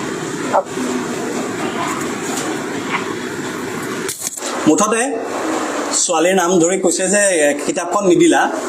মই বোলো মই কিতাপখন দিম, দি আহিম। বোলে ইয়াত আহিব নালাগে। বোলো ক'ত দিম তেতিয়াহ'লে কোৱা? বোলে অফিচত দি দিবা, অফিচৰ সন্মুখত ৰৈ থাকিবা, মই লৈ ল'ম। তেওঁৰ অফিচৰ সন্মুখত গৈ পেলাই মই কিতাপখন দি থৈ আহিছোঁ। বন্ধুসকল, আপোনালোক অলপ বিৰক্ত হয়তো হ'ব পাৰে, কিন্তু ভাবকচোন এবাৰ, মোৰ যে কেৰেক্টাৰ এছাচিনেশ্যন কৰা হ'ল, আপোনালোকে কয়, বহুতে কয়, মানুহে কয় যে নাৰী নিৰ্যাতন হয়, নাৰী নিৰ্যাতন হয়। কিন্তু পুৰুষো যে এই দেশখনত নিৰ্যাতন হয়, আপোনালোকৰ কোনোবাই কেতিয়াবা প্ৰশ্নটো তুলিছেনে? মই 12 বছৰ নিৰ্যাতিত হোৱাৰ দস্তাবেজ, এই ফাইল মই আপোনালোকক দেখুৱালোঁ। 12 বছৰ নিৰ্যাতিত হোৱাৰ অজস্ৰ ৰেকৰ্ড মোৰ এই মোবাইল, ঘৰত মোৰ লেপটপ, এটা কম্পিউটাৰ, কাৰণ কেতিয়া কি হয় ঠিক নাইতো। গতিকে মই এইবিলাক বিভিন্ন, আৰু মই এই ৰেকৰ্ডবিলাক ৰাখিব লগা কিয় হ'ল? কাৰণ মই জানো প্ৰথম মই ৰেকৰ্ড ৰখা নাছিলোঁ, মই শেষৰ ফালে ৰেকৰ্ড ৰাখিবলৈ আৰম্ভ কৰিলোঁ। আপোনালোকক মই কি প্ৰমাণ দিম, কি প্ৰমাণ লাগে আপোনালোকে মোক সোধক, মই চব প্ৰমাণ দিম আপোনালোকক। এতিয়া মই আহোঁ, মই কোৰ্টত পইচা দিছোঁ নে নাই দিয়া। কোৰ্টৰ কেছ নাম্বাৰটো মই আপোনালোকক কৈ দিছোঁ। ফেমিলি কোৰ্টৰ কেছ নাম্বাৰটো আপোনালোকক মই ক'লোঁ, FC ক্ৰিমিনেল 207/2019। আপোনালোকে চাৰ্টিফাইড কপি উলিয়াব, মই পইচা দিছোঁ নিদিছোঁ সেই ৰেকৰ্ডত আপোনালোকে পাব। প্ৰতিমাহে কিমান টকাকৈ দিওঁ, প্ৰথমে 8,000কৈ দিবলৈ দিছিলে 8,000কৈ দিছোঁ, পিছত 30,000কৈ দিবলৈ দিছিলে 30,000কৈ দিছোঁ। আৰু এটা কেছ আছে, মিছ কেছ বুলি কয়, মিছ কেছ নাম্বাৰ 18/2022। তাত কিমান টকা দিছোঁ, একেলগে 2.5 লাখ টকা দিছোঁ, সেই তথ্য আপোনালোকে কোৰ্টত পাব। হাইকোৰ্টৰ কেছ নাম্বাৰ লিখি লওক 432/2022 ক্ৰিমিনেল ৰিভিজন পিটিশ্যন। তেখেতক যে মই 8,000 টকা দিওঁ, সেইটোত তেখেত সন্তুষ্ট নহয়, তেখেতক এই পইচাটো বঢ়াই দিব লাগে। তেতিয়া মই কোৰ্টত গৈ মোৰ উকিলৰ জৰিয়তে ক'লোঁ যে তেখেতক মই নিয়মমতে পইচা দিব নালাগে, মই নিবনুৱা, মই চাকৰি নকৰোঁ, মোৰ সংস্থাপন নাই, মই কিবাকৈ চলি খাওঁ, কিন্তু তেওঁ চৰকাৰী চাকৰি কৰে আৰু তেওঁ এডাল্টাৰীৰ কাৰণে তেওঁৰ লগত মোৰ বিচ্ছেদ হৈছে আৰু বিচ্ছেদ তেওঁ নিজে বিচাৰিছে। এনেকুৱা অৱস্থাত মই দিয়াৰ কথা নাহে। লগতে মই ক'লোঁ যে সুপ্ৰিম কোৰ্ট অফ ইণ্ডিয়াৰ এটা বিখ্যাত কেছ আছে, এটা গাইডলাইন আছে, ৰজনীশ ভাৰ্চেছ নেহা 2020। আপোনালোকে গুগল কৰি পেলাই যিসকলে নাজানে পঢ়ি ল'ব। তাত কোৱা হৈছে যে মেইনটেনেন্স দিয়াৰ আগতে পুৰুষ, মানে যোনে মেইনটেনেন্স দিব, পুৰুষেই হওক বা নাৰীয়ে হওক, নাৰীয়েতো নিদিয়ে পুৰুষে দিয়ে, তেওঁৰ এছেটছ এণ্ড লাইবিলিটিছবিলাক পৰীক্ষা কৰিব লাগে, তেওঁ কিমান টকা দিব পাৰিব। গুৱাহাটী কোৰ্টত, মানে গুৱাহাটীৰ যিখন কোৰ্ট, মানে ফেমিলি কোৰ্ট, সেই কোৰ্টত মই সেই কোৰ্টৰ ফালত, মানে সেই কোৰ্টত মই মোৰ ফালৰ পৰা মোৰ এইবিলাক চোৱা চিতা কৰা হোৱা নাছিল, বিশ্লেষণ কৰা হোৱা নাছিল। আচ্ছা, আৰু এটা প্ৰমাণ দিবলৈ মই আপোনালোকক পাহৰি গ'লোঁ। মই তেওঁক যে ঘূৰাই আনিবৰ কাৰণে বাৰে বাৰে চেষ্টা কৰি আছিলোঁ, তাৰ এইখন প্ৰমাণ। বিভিন্ন ইতিমধ্যে আপোনালোকক মৌখিক প্ৰমাণহে দিছোঁ, এতিয়া আপোনালোকক ৰেকৰ্ড প্ৰমাণ দিওঁ। ৰেকৰ্ড প্ৰমাণ হ'ল তেখেতৰ কেছটোৰ যিখন মই ৰিটেন ষ্টেটমেণ্ট মোৰ আত্মপক্ষ সমৰ্থন কৰি কোৰ্টত মই যিখিনি কথা কৈছোঁ, তাৰ 19 নম্বৰ পেৰাত মই লিখিছোঁ, আমি পতি পত্নী হিচাপে ইতিমধ্যে 13 বছৰ পাৰ কৰিলোঁ। মন কৰিব আপোনালোকে কথাটো। আমাৰ মাজত 2টি সন্তান হ'ল, যাক পিতৃ আৰু মাতৃ উভয়ৰে মৰমৰ দৰকাৰ। মই নিজে লিখিছোঁ এইটো। পিতৃৰ মৰমৰ পৰা বঞ্চিত হ'লে সন্তান দুটিৰ মানসিক বিকাশৰ ওপৰত নেতিবাচক প্ৰভাৱ পৰিব। পতি পত্নী হিচাপে আমাৰ মাজত যিখিনি হ'ল, সেইখিনি অস্বাভাৱিক ঘটনা নহয়, এনে ঘটনা সমাজত ঘটি থাকে। সকলো ভুলৰ শুধৰণি আছে। মই উপলব্ধি কৰিছোঁ যে সাংসাৰিক জীৱনত ময়ো কিছু ভুল কৰিছোঁ আৰু পিটিশ্যনাৰ অৰ্থাৎ মোৰ পত্নীয়ে কিছু ভুল নিশ্চয় কৰিছে। মই মোৰ ভুলখিনি শুধৰণি কৰিম, তেওঁ নিজৰ ভুল উপলব্ধি কৰি শুধৰণি কৰক। উপৰোক্ত কথাখিনিৰ ওপৰত ভিত্তি কৰি মোৰ পত্নীক সংসাৰখন নাভাঙিবলৈ তথা সন্তান দুটিক পিতৃৰ মৰমৰ পৰা বঞ্চিত নকৰিবলৈ পিটিশ্যনাৰক নিৰ্দেশ দি পিটিশ্যনাৰৰ পিটিশ্যনখন খাৰিজ কৰিবলৈ মহামান্য আদালতৰ প্ৰতি মোৰ সৰল প্ৰাৰ্থনা। বুজি পালেনে আপোনালোকে? তেখেতক অকল টকা লাগে। Family court, Guwahati family court, case number 207/2019, FC criminal case number 207/2019। এইটো কোৰ্টৰ চাৰ্টিফাইড কপি আছে, সব এটা এটাকে আপোনালোকে পঢ়ি পৰীক্ষা কৰি চাই ল'ব, অথেণ্টিচিটি আৰু কোৰ্টৰ পৰা ডকুমেণ্ট উলিয়াই ল'ব। এতিয়া আপোনালোকে মোটামুটি কথাখিনি বুজি পালে। মোক আপোনালোকে কওক, মোৰ পত্নীয়ে মোক এৰি যোৱাৰ পিছত, আচ্ছা, তেওঁ যে মোক এৰি গৈছে আৰু তেওঁ কৈছে যে যদি তেওঁ এৰি যোৱা নাই, মই এটা কেছ কিয় নকৰিলোঁ? মই 2019 চনৰ 4 মাৰ্চ তাৰিখে গুৱাহাটীৰ হাতীগাঁও থানাত তেখেতে মোৰ ঘৰৰ সমস্ত সম্পত্তি লৈ মোৰ অনুপস্থিতিত ওলাই গুচি যোৱাৰ এখন FIR দাখিল কৰিছিলোঁ। সেই সময়ত হাতীগাঁও থানাৰ OC আছিলে মিষ্টাৰ দাস, দাস নামটো পাহৰিছোঁ, মহেশ দাস, ৰাজেশ দাস, এনেকুৱা কিবা দাস আছিলে। তেখেতে মোক মাতি আনিলে, আনি পেলাই ক'লে ৰমান আপোনাক মই চিনি পাওঁ, আপুনি টিভিত যায় কথা ভালকৈ কয়, আপোনাৰ লেখা মই পঢ়োঁ, আপুনি ভাল মানুহ, আৰু আপোনাৰ ফ্লেটটোতে হাতীগাঁও থানাৰ একেবাৰে কিনাৰতে নাম আছিলে মাধুৰ্য এনক্লেভ, এতিয়াও আছে, সেই ফ্লেটত সেই থানাৰে এজন চাব ইন্সপেক্টৰ থাকে, তেখেতৰ নাম হৈছে হাছান আলী, কলগাছিয়াত ঘৰ। হাছান আলীয়ে দেখি থাকে মোৰ ঘৰত কি অশান্তি হৈ থাকে, মই কেনেকৈ নিৰ্যাতিত। মোক হাছান আলীয়ে চব কথা কৈছে আপোনাৰ। এটা কাম কৰক হে ৰহমান, সংসাৰখন আপুনি জোৰা লগাই দিয়ক। এতিয়া আপোনাৰ এইখন FIR যদি মই ল'লে মই আপোনাৰ ৱাইফক উঠাই আনিব লাগিব, লগতে আপোনাৰ বাচ্চা দুটাকো আনিব লাগিব, আপোনালোকৰ সম্পত্তিখিনি মই জব্দ কৰিব লাগিব। সমস্যা হৈ যাব দিয়ক, মিডিয়াত যাব, হুলস্থুল হ'ব, আপোনাৰ বদনাম হ'ব, বাদ দিয়ক। এইটো কিবাকে পাৰে যদি মেনেজ কৰক, অলপ দিন আপুনি ৰৈ দিয়ক, তেওঁৰ খং কমিলে আপুনি এপ্ৰ'চ কৰিব। তেখেতৰ কথা বুজি তেওঁ মোক কৈছে যে মই GD&T এটা কৰি থৈ দিম। সেই ডেটৰ হাতীগাঁও থানাত আপোনালোকে GD&T চেক কৰিব। GD&T থানাত এটা ইম্পৰ্টেণ্ট ডকুমেণ্ট, আপোনালোকে যাব হাতীগাঁও থানাত আৰু গৈ পেলাই চেক কৰিব সেই দিনটোত এই কথাটো লিখা আছেনে নাই।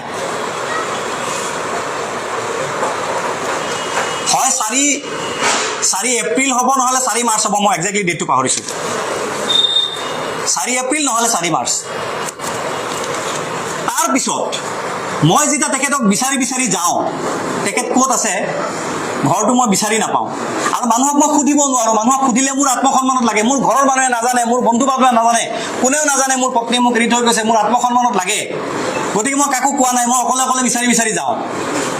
এদিন যাওঁতে মই তেওঁলোকক লগ পাই গ'লোঁ। মই স্কুলত গ'লোঁ, মোৰ ভুল হৈ গ'ল, তেওঁলোকক ৰাস্তাত লগ পোৱা বেলেগ ঘটনা। মই স্কুলত মোৰ বাচ্চাক বিচাৰি গ'লোঁ, বাচ্চাক মই লগ কৰিলোঁ, মৰম কৰিলোঁ। মৰম কৰি যেতিয়া বাচ্চা ঘৰলৈ গ'ল আৰু মাকক ক'লে যে আজি আব্বু বুলি মাতে মোক, দেউতাই মোক লগ কৰিছিলে, তেতিয়া এটা ভিডিঅ' কল কৰি মোৰ ছোৱালীক মোৰ আগৰ পত্নীয়ে বৰ দুখ লগাকৈ মাৰপিট কৰিছে। ভিডিঅ' কলত মোক দেখুৱাই আছিল। তেতিয়া মই দেখিলোঁ যে এনেকৈ যদি মাৰপিট কৰে তেতিয়াহ'লে মোৰ বাচ্চাৰ মানসিক অৱস্থাটো বেয়া হ'ব। সেইকাৰণে মই হাতীগাঁও থানাত এখন FIR দিছিলোঁ 26/4/2019। তাত মই লিখিছিলোঁ, মই ছোৱালীজনীক লগ কৰাৰ কথা জানিব পাৰি, এইটো থানাৰ ৰিচিভ কপি, মই ছোৱালীজনীক লগ কৰাৰ কথা জানিব পাৰি মোৰ পত্নী অগ্নিশৰ্মা হৈ পৰে আৰু হোৱাটছআপ ভিডিঅ' কল কৰি চলি থকা অৱস্থাতে মোৰ নাবালিকা ছোৱালীজনীক গুৰুলকৈ পিটি অমানৱীয় ধৰণে অত্যাচাৰ কৰি সমগ্ৰ দৃশ্য মোক লাইভ দেখুৱায়। মহাশয়, এফালে মোৰ পত্নীয়ে মোৰ ঘৰৰ সমস্ত সা সম্পত্তি লৈ এক প্ৰকাৰ পলাই যোৱাৰ নিচিনাকৈ গুচি যায়, আৰু আনহাতে মোৰ সন্তান দুটিক সিহঁতৰ পিতৃৰ মৰমৰ পৰা বঞ্চিত কৰি ছোৱালী দুজনীৰ উপযুক্ত প্ৰতিপালন বাধাগ্ৰস্ত কৰিছে। উল্লিখিত তাৰপিছত এইখিনি যে ব্যৱস্থা গ্ৰহণ কৰিব। এই ৰেকৰ্ড আপোনালোকে চাই ল'ব, মই ইয়াতে থলোঁ, আপোনালোকে চাব। মোটামুটি আপোনালোকে বুজি পালে কাহিনী। এতিয়া মই আপোনালোকক কওঁ যে ইমান দেৰি যে মই আপোনালোকক আগতে কৈ আছিলোঁ এইটো এটা ৰাজনৈতিক আৰু এটা কথা। তেওঁ কৈছিলে যে সিদিনাখন যে তেওঁ মোৰ ঘৰলৈ গ'ল, হাতীগাঁৱৰ ঘৰলৈ গ'ল, হুলস্থুল কৰিলে, মই FIR কিয় নিদিলোঁ? তেওঁ কৈছিলে নহয় কোনোবা মিডিয়াত, যদি মই গৈছিলোঁ মই FIR কিয় নিদিলোঁ? এইখন FIR মোৰ উকিল মোৰ লগত আছে, যিজনে ড্ৰাফ্ট কৰিছিলে কেইখন মোৰ তাতে, মইতো থানাত বহি আছোঁ আৰু মোৰ মন চন বেয়া, গতিকে মই লিখিব নোৱাৰোঁ। তেওঁক কওঁ তুমি ড্ৰাফ্ট কৰি দিয়া, মোৰ ভাইটি, তেওঁ ড্ৰাফ্ট কৰি দিছিলে। এইখন হৈছে হাতীগাঁও থানাত মই দিয়া FIR। হাতীগাঁও থানাই এই FIRখন ৰেজিষ্টাৰ নকৰিলে, কথাটো মন কৰক আপোনালোকে। ইয়াত মোক শাৰীৰিকভাৱে অত্যাচাৰ কৰিছে, মাৰিছে, মোৰ উঠ ফাটি তেজ ওলাইছে। দিছপুৰত এই যে দিছপুৰ যিখন ডিছপেঞ্চাৰী তাত ৰেকৰ্ড আছে, তাত মোক মেডিকেল কৰোৱাইছে, কিন্তু হাতীগাঁও থানা এখন ৰেজিষ্টাৰ নকৰিলে। মই যেতিয়া হাতীগাঁও থানাৰ ছেকেণ্ড অফিচাৰ মিষ্টাৰ আলীক ফোন কৰি সুধিলোঁ যে শাহজাহান ভাই আপুনি মোৰ কেছটো ৰেজিষ্টাৰ কৰিছে নেকি? তেওঁ ক'লে কৰিব নকৰিলোঁ। কিয়? বোলে নাই, এইবোৰ পাৰিবাৰিক কথা, সেইকাৰণে ৰেজিষ্টাৰ কৰা নাই। বোলে নাই, এইটো আপুনি ৰেজিষ্টাৰ কৰক। তেওঁ ক'লে আপুনি জানে আৰু আমি চাকৰি কৰা মানুহ, মই ওপৰতো কথা পাতিলোঁ, এইটো ৰেজিষ্টাৰ নকৰিবলৈ কৈছে। গতিকে মই আপোনালোকক আজি ৰাজহুৱাকৈ এই সংবাদমেলৰ জৰিয়তে মই কৈছোঁ যে এই যিটো ঘটনা মোৰ ঘৰত ঘটিল, যে মোৰ আগৰ পত্নী গ'ল, লগত 6-7জন কেমেৰামেন লগত গৈ, সাংবাদিক লগত লৈ গৈ লাইট কেমেৰা একশ্যন কৰি একদম গোটেই নাটক চিন ক্ৰিয়েট কৰিলে। ইয়াৰ অন্তৰালত এটা বিৰাট গভীৰ ৰাজনৈতিক ষড়যন্ত্ৰ আপোনালোকে নিজে অনুমান কৰি ল'ব পাৰিব। পুলিচ গভৰ্ণমেণ্টৰ প্ৰেছাৰত থাকে। বেচাৰা মই পুলিচগৰাকীক দোষাৰোপ নকৰোঁ, তেওঁ চাকৰি কৰে, গতিকে তেওঁ ৰেজিষ্টাৰ নকৰিলে। মই বহি থকা নাই। পুলিচৰ আৰু চৰকাৰৰ ওপৰত আদালত আছে। এইবাৰ মই আদালতলৈ গৈছোঁ যে মোৰ চিআৰ কেছ মই গুৱাহাটীৰ মেট্ৰপলিটান মানে ডিষ্ট্ৰিক্ট মেজিষ্ট্ৰেটৰ কোৰ্টত জমা দিয়াৰ ব্যৱস্থা কৰিছোঁ যে মোৰ এই FIR-খন ৰেজিষ্টাৰ কৰিব লাগে।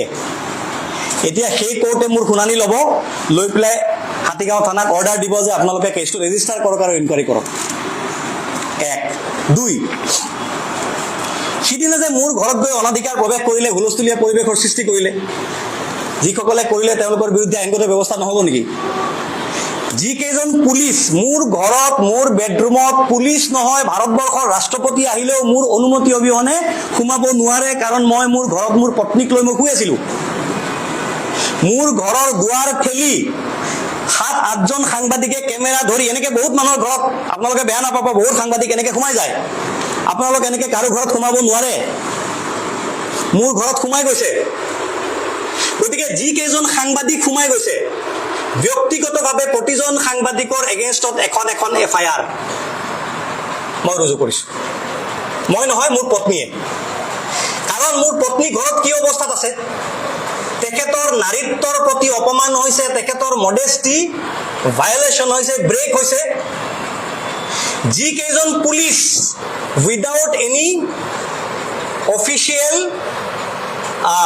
সমন মোৰ ঘৰত গৈ, মোৰ বেডৰুমত সোমাই গৈ, মোৰ পত্নীৰ আগত 2-4 গৰাকী মহিলাও আছে, আমাৰ এওঁ লগত লৈ গৈছে, 2-4জন বেলেগ বেলেগ পুৰুষো আছে, অশ্লীল কথা কৈ মোৰ পত্নীক মানসিক নিৰ্যাতন চলাইছে। সেই প্ৰতিজনৰ বিৰুদ্ধে মোৰ পত্নীয়ে তেখেতৰ মডেষ্টি হাৰ্ম হোৱা বুলি আৰু যি আছে প্ৰাইভেচি বিনষ্ট কৰা বুলি সেইকেইটা ধাৰাত, কাৰণ মোৰ পত্নী এগৰাকী নিজে অধিবক্তা, তেখেতে জানে এইবোৰ কথা, তেখেতে এটা গোচৰ ৰুজু কৰাৰ ব্যৱস্থা কৰিছে। মই এইখিনি কথা ৰাজহুৱাকৈ এইকাৰণে ক'লোঁ যে সাংবাদিক বন্ধুসকল, আজি মোৰ লগত ঘটিছে, মই সাংবাদিক আছিলোঁ, কাইলৈ আপোনাৰ লগতো ঘটিব পাৰে, আপোনালোকো সাৱধান হওক। মই চব দিম, মই ৰেকৰ্ড চব দিম। এতিয়াই চব কথা মই কৈ দিব খোজা নাই, কাৰণ ইয়াত ওপৰৰ পৰা ইনফ্লুৱেঞ্চ আছেতো, কেছ ৰেজিষ্টাৰ নকৰিব আৰু এটা নানান ঝামেলা হ'ব, সেইবিলাক মই এতিয়া কৈ দিব খোজা নাই। মুঠতে মই এইখিনি কথা লাহে লাহে আপোনালোকে নিজে নিজে গম পাই যাব। এতিয়া কেইজনমানে ভিডিঅ' ৰেকৰ্ডিং কৰিছে, কৰি পেলাই সেই ভিডিঅ' ৰেকৰ্ডিং ভাইৰেল কৰিছে, মোৰ পত্নীৰ, মোৰ ঘৰৰ ভিতৰৰ ভিডিঅ' ৰেকৰ্ডিং। সেইটো মোৰ মানহানি হৈছে, মোৰ প্ৰাইভেচি নষ্ট হৈছে, তেওঁলোকৰ বিৰুদ্ধেও আইনগত ব্যৱস্থা হৈছে, হ'ব। কেইজনমানৰ বিৰুদ্ধে অলৰেডি কৰা হ'ল, কেইজনমানৰ বিৰুদ্ধে কৰা হ'ব। যিমান কেইজনে ছ'চিয়েল মিডিয়াত সেই ভিডিঅ' চাৰ্কুলেট কৰিছে চবৰে বিৰুদ্ধে। কেইজনমান মানে কেইটামান সংবাদ প্ৰতিষ্ঠান, 2-4টা সংবাদ প্ৰতিষ্ঠান দেই, 2-4টা পৰ্টেল, তেওঁলোকে আমাৰ মই ৰাইজে দেখিছে, মই আৰু আপোনালোকৰ লগতো মোৰ ব্যক্তিগত শত্ৰুতা নহয় ভাই, আপোনালোকে চাকৰি কৰে। এগৰাকী এডিটৰে মোক ৰাতি ফোন কৰি কৈছে, ছাৰ আপুনি মোক বেয়া নাপাব, মোৰ ব্যক্তিগত বন্ধু মোক ছাৰ বুলি মাতে, মই তাক ছাৰ বুলি মাতোঁ, মোক কৈছে ছাৰ আপুনি মোক বেয়া নাপাব, জানে চাকৰি কৰোঁ। যোৱা ৰাতি এটা সংবাদ প্ৰতিষ্ঠানৰ এগৰাকী ডাঙৰ বিষয়ববীয়াই সাংবাদিকে মোক ফোন কৰিছে যে জিয়াউদ্দিন আপোনাক বহুত ভাল পাওঁ, আপোনাক ফ'ল' কৰোঁ বুলি কৈছে। আজি আমাৰ সংবাদ প্ৰতিষ্ঠানত আপোনাৰ পত্নীয়ে ইণ্টাৰভিউ দি আছে, শুনি মোৰ ভাল লগা নাই, মোৰ বিবেকে আপোনাক এটা ফোন কৰিবলৈ কৈছে।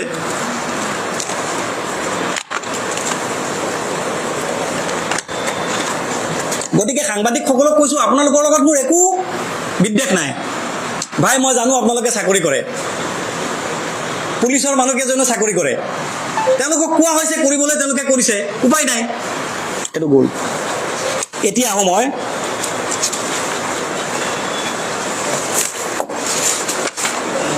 ষড়যন্ত্ৰটো কি। এতিয়া আপোনালোকে একদম কেমেৰাকেইটা ভালকৈ পোনাই লওক, ষড়যন্ত্ৰটো কি কোনে কৰিছে মই কৈ আছোঁ। দিল্লীৰ মুখ্যমন্ত্ৰী অৰবিন্দ কেজৰিৱাল যি কাৰণে জেলত আছে, যি ৰাজনৈতিক ষড়যন্ত্ৰ, ঝাৰখণ্ডৰ মুখ্যমন্ত্ৰী হেমন্ত সোৰেন যি কাৰণত যি ৰাজনৈতিক ষড়যন্ত্ৰৰ অংশ হিচাপে জেলত আছে, একেই ষড়যন্ত্ৰ মোৰ লগত হৈ আছে, একে ধৰণৰ ষড়যন্ত্ৰ। দুই তিনিটা কথা মই ইয়াত আপোনালোকক ক'ব লাগিব।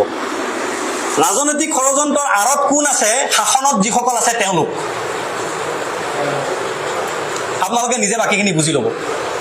বিগত বিধানসভা নিৰ্বাচনৰ সময়ত মোলৈ অফাৰ আহিছিল যে তুমি গুৱাহাটী, কাজিৰঙা, নগাঁও নহ'লে ডিব্ৰুগড়, মোক অপশ্যন দিয়া হৈছে। যিকোনো এটা সমষ্টিত মই কেণ্ডিডেট হ'ব লাগে, নিৰ্দলীয় কেণ্ডিডেট হ'ব লাগে, আৰু এটা মোটা অংকৰ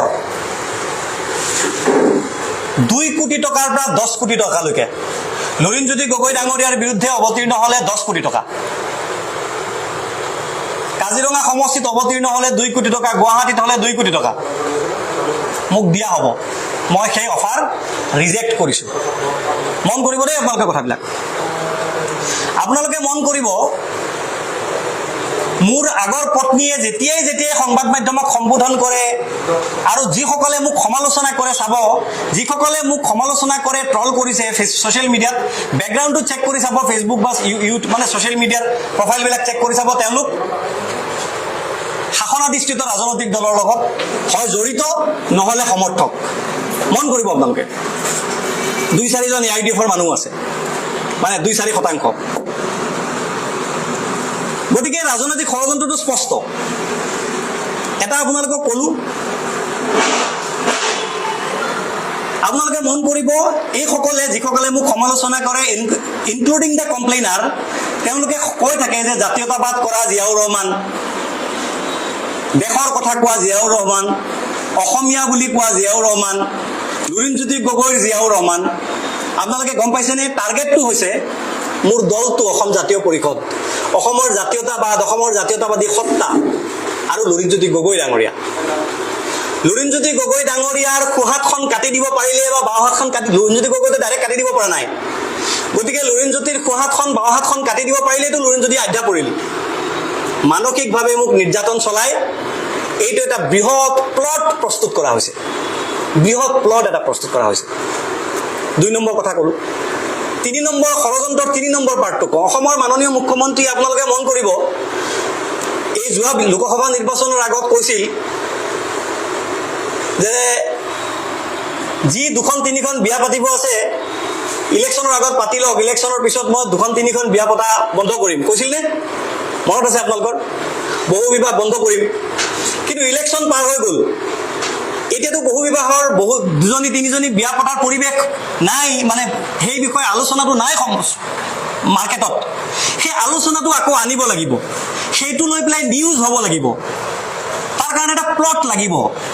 সাধাৰণ যিকোনো লাল্লু পাঞ্জু এজন যদি ঘটিৰাম বাতিৰামক দিয়ে, তেতিয়াহ'লে সেইটো বৰ ডাঙৰ নিউজ নহয়।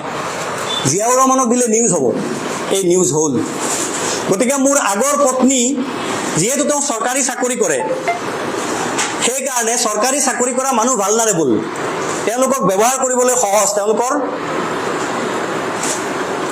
চাকৰিটো আছে সেইকাৰণে। আৰু যিহেতু মোৰ এটা লেকুনা থাকি গৈছে গোটেই ইছ্যুটোত, গতিকে মোৰ আগৰ পত্নীক ব্যৱহাৰ কৰি মোক ৰাজনৈতিক ষড়যন্ত্ৰৰ বলি কৰা হৈছে। এইখিনি কথা মই আপোনালোকক ক'লো। যদি মই বিজেপিত জইন কৰি দিলোহেঁতেন, আৰু এটা কথা, যোৱা ৰাতি মোৰ তাত ফোন আহিছে, যোৱা এসপ্তাহে মোৰ তাত ফোন আহি আছে, ৰাতি ফোন আহে, হোৱাটছআপ কল কৰে, কি খবৰ, ভালনে, আমুক তামুক বিভিন্ন কথা কয়। তোমাকতো বহুবাৰ ক'লো। যোৱা পৰহি যিদিনাখন ঘটনাটো ঘটিছে, 22 তাৰিখে, 21 তাৰিখে ৰাতি এজনে ফোন কৰি 1:35 মোক কৈছে, ব'লা এদিন দাদাক লগ কৰাই দিওঁ, ব'লাচোন, দাদাই তোমাক ভাল পায়।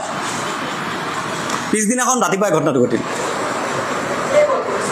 মই নামটো ক'ব খোজা নাই, গতিকে আপোনালোকে বাকী ভাবক, ভবাৰ স্বাধীনতা, বাতৰি কৰাৰ স্বাধীনতা আপোনালোকৰ। মই আপোনালোকক কৈছোঁ, যদি মই বিজেপিত যোগদান কৰি দিয়া হ'লে মই এইবোৰ সমস্যাত নপৰিলোহেঁতেন। ইলেকশ্যন খেলি দিয়া হ'লে, টকা লৈ ইলেকশ্যন খেলি দিয়া হ'লে মই এইবোৰ সমস্যাত নপৰিলোহেঁতেন। আৰু শেষত মই আপোনালোকক কৈছোঁ, আপোনালোকে কেমেৰাটো ভালকৈ পোনাওক আৰু ৰেকৰ্ডিংটো ৰাখক, সকলোকে কৈছোঁ, মই যদি মোৰ পত্নীক নিৰ্যাতন কৰাৰ, তেখেতক মই নিজে ঘৰৰ পৰা উলিয়াই দিয়াৰ, বা মই তেখেতক এৰি থৈ পলাই গুচি আহি লুকাই থকাৰ, বা অবৈধভাৱে অন্য নাৰীৰ সৈতে কোনোবা ঘৰত অকলশৰীয়া জীৱন যাপন কৰাৰ, মনে মনে থকাৰ, আৰে মই যদি ইমান দিনে পলাই আহি লুকাই আছিলোঁ, তেতিয়াহ'লে টিভিত ইমান দিনে মোক মানুহে ক'ৰ পৰা দেখি আছে? মইতো টিভিত ওলাই আছোঁ, মইতো নিৰ্বাচনী মিটিং কৰি আছোঁ, মইতো ফেচবুকত ওলাই আছোঁ। গতিকে এইবোৰ অভিযোগ যদি সঁচা হয় আৰু কোৰ্টত যদি মোক দোষী প্ৰমাণ মই হৈ যাওঁ, যদি মোক দোষী, মই নিৰ্যাতন কৰিছোঁ বুলি, মই পত্নীক একপক্ষীয়ভাৱে তালাক দিছোঁ বুলি, বেলেগ ছোৱালীৰ কাৰণে তেখেতক মই অশান্তি কৰিছোঁ বুলি, এইবোৰ কথা যদি কোৰ্টত প্ৰমাণ কৰি দিব পাৰে, তেতিয়াহ'লে মই কেৱল ৰাজনীতিয়েই নহয়, মই ৰাজহুৱা জীৱন ত্যাগ কৰিম। মই আপোনালোকক স্পষ্ট কৰি দিলোঁ। এইখিনি কথা মই আপোনালোকক ক'লোঁ। আপোনালোকৰ বহুতে মোৰ সিদিনাখনৰ থানাৰ পৰা ওলাই আহি মই যিখিনি কথা ক'লোঁ সেইখিনি প্ৰচাৰ কৰিছে, তাৰ কাৰণে ধন্যবাদ। কিন্তু সেইখিনি কথা মই কওঁতে আৱেগৰ বশৱৰ্তী হৈ মই মোৰ পত্নীৰ অবৈধ সম্পৰ্ক আছিল ইত্যাদি কথা মই তাত ক'বলগীয়া হৈ গ'ল। আচলতে কথাবোৰ মই ক'ব খোজা নাছিলোঁ, এতিয়াও মই ক'ব খোজা নাই। তেখেত ভালে থাকক, মোৰ সন্তানৰ মাক। মই তেখেতক কৈছিলোঁ যে তুমি বেলেগে বিয়া হৈ যোৱা, তোমাৰ গোটেই জীৱনটো আছে এতিয়াও। যদি মোৰ লগত আহিব নোখোজা, আহিলেতো আহিলা, নাহিলে বেলেগে বিয়া হৈ যোৱা, তোমাৰ জীৱনটো চলাই নিয়া। অকলশৰীয়া জীৱন যাপন কৰা বৰ কষ্ট, মতা মানুহৰ কাৰণে কষ্ট, মাইকী মানুহৰ কাৰণেতো বেছি কষ্ট। গতিকে তেখেতৰ প্ৰতি মই সিদিনাখনো মোৰ এটা ফেচবুক লাইভত কৈছোঁ, মাই হাৰ্ট গোজ উইথ হাৰ। তেখেতৰ প্ৰতি 12 বছৰ আছোঁ, এটা আৱেগ আছে, ভালপোৱা আছে, সেই ভালপোৱা থাকিব। বিপদে আপদে মই তেখেতৰ ওপৰত উপস্থিত হ'ম, তেখেতৰ ওচৰত উপস্থিত হ'ম। সেইবোৰত মোৰ কোনো বিদ্বেষ নাই তেখেতৰ প্ৰতি। মোৰ ওপৰত যিমানে অভিযোগ উত্থাপন কৰক, মই সেই অভিযোগবিলাকৰ উত্তৰ দি আৰু মুখৰোচক বাতৰি কৰি এইবিলাক তিনিআলি চুকৰ আলোচনাৰ বিষয়বস্তু মই হ'ব খোজা নাই, তেখেতকো মই কৰিব খোজা নাই। মই বিষয়টো সমাধান হ'ব বিচাৰিছোঁ। কিন্তু মই যিহেতু ৰাজহুৱা জীৱনত আছোঁ, যিহেতু মই এটা দলৰ মুখপাত্ৰ, যিহেতু মোৰ ব্যক্তিগত জীৱনৰ লগতে মোৰ দলটোৰ বিষয়টো জড়িত হৈ আছে, যিহেতু অসমৰ লাখ লাখ মানুহৰ অধিকাৰ স্বাৰ্থ জড়িত হৈ আছে, সেইকাৰণে মই এইখিনি কথা বাধ্যত পৰি সংবাদ মাধ্যমৰ জৰিয়তে ক'বলগীয়া হ'ল। আপোনালোক সকলো ইয়ালৈকে অহাৰ কাৰণে আৰু মোৰ কথাখিনি যিসকলে শুনিছে সকলোৱে শুনাৰ কাৰণে আপোনালোক সকলোকে ধন্যবাদ জনাইছোঁ। ইয়াৰ পিছত মই এই বিষয়ে আৰু একো কথা পাতিব খোজা নাই, মই নাপাতো বুলি ভাবিছোঁ। মোৰ কেইবাজনো সাংবাদিকে মোৰ লগত যোগাযোগ কৰিছে যে আহক 1-to-1 ইণ্টাৰভিউ দিয়ক। মই আপোনালোক সকলোকে অনুৰোধ কৰিছোঁ, মই এইবিলাক 1-to-1 ইণ্টাৰভিউত মই নাযাওঁ। এই কথাটো লৈ অন্ততঃ বেলেগ কথা লৈ আহক, কথা পাতিম, দেশৰ কথা পাতিম, জাতিৰ কথা পাতিম। আৰু এটা কথা, তেখেতে মোৰ আগৰ পত্নীয়ে কৈছে যে জিয়াউৰ ৰহমান লস্কৰ, তেওঁৰ নাম জিয়াউৰ ৰহমান নহয়, জিয়াউৰ ৰহমান লস্কৰ। ইতিহাসৰ জ্ঞান যিসকলৰ নাই, অসমৰ জনজীৱনৰ জ্ঞান যিসকলৰ নাই, তেখেতসকলৰ জ্ঞাতাৰ্থে কৈছোঁ, লস্কৰ এটা অসমীয়া উপাধি। মুলান লস্কৰ, বেদান্ত লস্কৰ, এইবিলাক লস্কৰ, অসংখ্য লস্কৰ আছে। সেই লস্কৰবিলাক অসমীয়া উপাধি। সৰ্বানন্দ সোণোৱাল বুলি এনেকৈ আঙুলিত টকটকালে যেনেকৈ অসমীয়া টকটকায়, তেনেকৈ জিয়াউৰ ৰহমান লস্কৰ বুলি টকটকালেও অসমীয়া টকটকাব। গতিকে আপোনালোকক ক'লোঁ, মই অসমীয়া ল'ৰা, মাটি ফুটি ওলোৱা অসমীয়া ল'ৰা, খিলঞ্জীয়া অসমীয়া। মোৰ ঘৰ শিৱসাগৰত হ'ব পাৰে, মোৰ ঘৰ ডিব্ৰুগড়ত নহ'ব পাৰে, তিনিচুকীয়াত নহ'ব পাৰে, মোৰ ঘৰ যোৰহাটত নহ'ব পাৰে। হোজাইত থকা মই জিয়াউৰ ৰহমান অসমীয়া। আৰু এইবোৰ টুলুঙা কথা কৈ অসমীয়া, আমিয়া, চিলেঠীয়া, আমুক তামুক এইবোৰ কথা কৈ, চিলঠীয়া সকলো অসমীয়া, কাছাৰীসকল অসমীয়া, মিয়া সকলো অসমীয়া।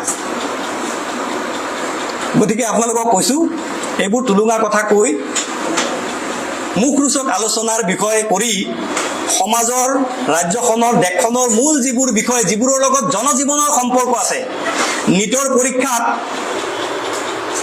চৰকাৰে কি ঘোটালা কৰি পেলালে দেখিলে, সেইবিলাক বিষয়ৰ পৰা যাতে আপোনালোকৰ দৃষ্টি আঁতৰ নহয়, ৰাজহুৱা বিষয়বিলাকৰ প্ৰতি আপোনালোকৰ দৃষ্টি যাতে নিবদ্ধ হৈ থাকে, কাৰোবাৰ বেডৰুমৰ ভিতৰত কি ঘটিছে সেইবোৰ ৰাজহুৱা আলোচনাৰ বিষয় নোহোৱা উচিত।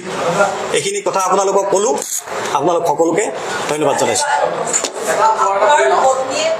আপোনাৰ পূৰ্বৰ পত্নীয়ে অভিযোগ উত্থাপন কৰিছে যে তেওঁ দুগৰাকীকৈ কন্যা সন্তান জন্ম দিয়াৰ বাবেই আজি তেওঁৰ এই পৰ্যায় হৈছে। লগতে আপুনি কৈছে যে তেওঁ আপোনাৰ কোনো ধৰণৰ নিৰ্যাতন কৰা নাই, কিন্তু তেওঁ আমাক কেইখনমান ফটো দেখাইছে য'ত তেওঁৰ আপুনি মাৰপিট কৰা বুলি অভিযোগ কৰিছে আৰু লগতে তেওঁৰ মুখত দুখোৱা বা তাৰ বিভিন্ন ধৰণৰ অংশত দুখোৱাৰ তেওঁ স্পষ্ট ফটো দেখাইছে আমাক। কি ক'ব এই ক্ষেত্ৰত? ধৰি লওক আপুনি মোক এতিয়া মাৰিবলৈ আহিছে, মই কেইটা মাৰ খাম? মই আপোনাক বাধা নিদিম। কেতিয়াবা নিজকে বচাবলৈ মই আপোনাক ঠেলাও মাৰি দিব পাৰোঁ। ঠেলা মাৰিলে আপুনি ৱালত পৰিও যাব পাৰে, ইয়াত পৰি যাব পাৰে, তেতিয়া আপুনি ক'ৰবাত দুখো পাব পাৰে, সেইটো মই আপোনাক মৰা হ'ল নেকি? সেইবোৰ তেনেকুৱা কথা। আৰু কন্যা সন্তানৰ যোনটো অভিযোগ দিছে, কন্যা সন্তান জন্ম দিয়াৰ বাবে তেওঁ আজি এই পৰিস্থিতিত আছে। গুৱাহাটী মেডিকেল কলেজৰ এতিয়া প্ৰিন্সিপাল নহয় চাগে, তেখেত প্ৰিন্সিপাল আগত আছিলে ডাক্তৰ তালুকদাৰ, গাইনকলজিষ্ট। চিনি পায়নে আপোনালোকে? ডাক্তৰ তালুকদাৰ গাইনকলজিষ্ট, বিখ্যাত ডাক্তৰ। তেখেতৰ শ্ৰীমতীও ডাক্তৰ। গুৱাহাটীৰ জু তিনিআলিৰ ওচৰত তেখেতৰ ঘৰ। আপোনালোকে তেখেতক সুধিব, তেখেতৰ হাতত মোৰ ডাঙৰ ছোৱালীৰ জন্ম হৈছে। জন্ম অপাৰেশ্যন কৰিবলৈ যোৱাৰ আগত মোক সুধিছিল কি লাগে, মই কৈছিলোঁ ছোৱালী হ'লে ভাল। মই জিয়াউৰ ৰহমান এনেকুৱা সংকীৰ্ণ মানসিকতাৰ মানুহ নহয়। এইবিলাক কোৱা কথা, এইবিলাক সস্তীয়া কোৱা কথা। আৰু আজিকালি ল'ৰা আৰু ছোৱালীৰ মাজত পাৰ্থক্য কৰা মানুহৰ সংখ্যাও একেবাৰে নগণ্য কমি আহিছে। নাই, অন্ততঃ মই তেনেকুৱা মানুহ নহয়। মই আপোনালোকক কৈছোঁ, মোৰ বহুত ভিডিঅ'ত চাগে আপোনালোকে দেখিছেও কিজানি, যে মোৰ ঘৰৰ ৱালৰ পিছফালে মোৰ ছোৱালীৰ ফটো ডাঙৰ ডাঙৰকৈ আঁৰি থোৱা আছে। মোৰ ছোৱালী, মোৰ ছোৱালী, মোৰ জীৱন, মোৰ ব্লাড, মোৰ তেজ।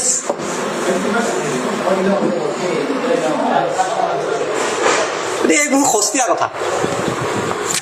ধন্যবাদ।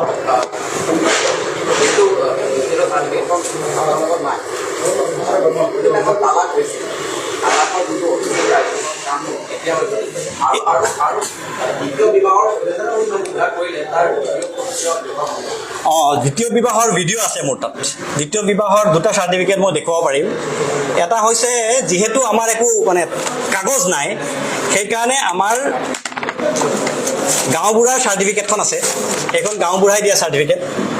তাত তেওঁ লিখিছে, মই জনামতে হোজাই জিলাৰ মুৰাজাৰ থানা এলেকাধীন আমুক গাঁৱৰ আমুকৰ ছোৱালী আমুকৰ লগত 22/5/2024 তাৰিখে জিয়াউৰ ৰহমানৰ বিবাহ সম্পন্ন হয়। এইটো 1। 2, ভিডিঅ' আছে, ভিডিঅ'টো দেখুৱাই দিম।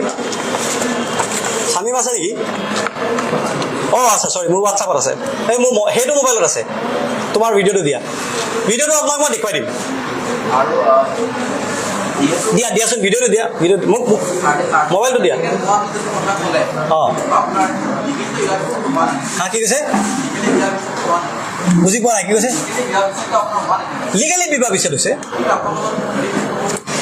আপোনালোকে কথাটো বুজাত ভুল কৰে। মই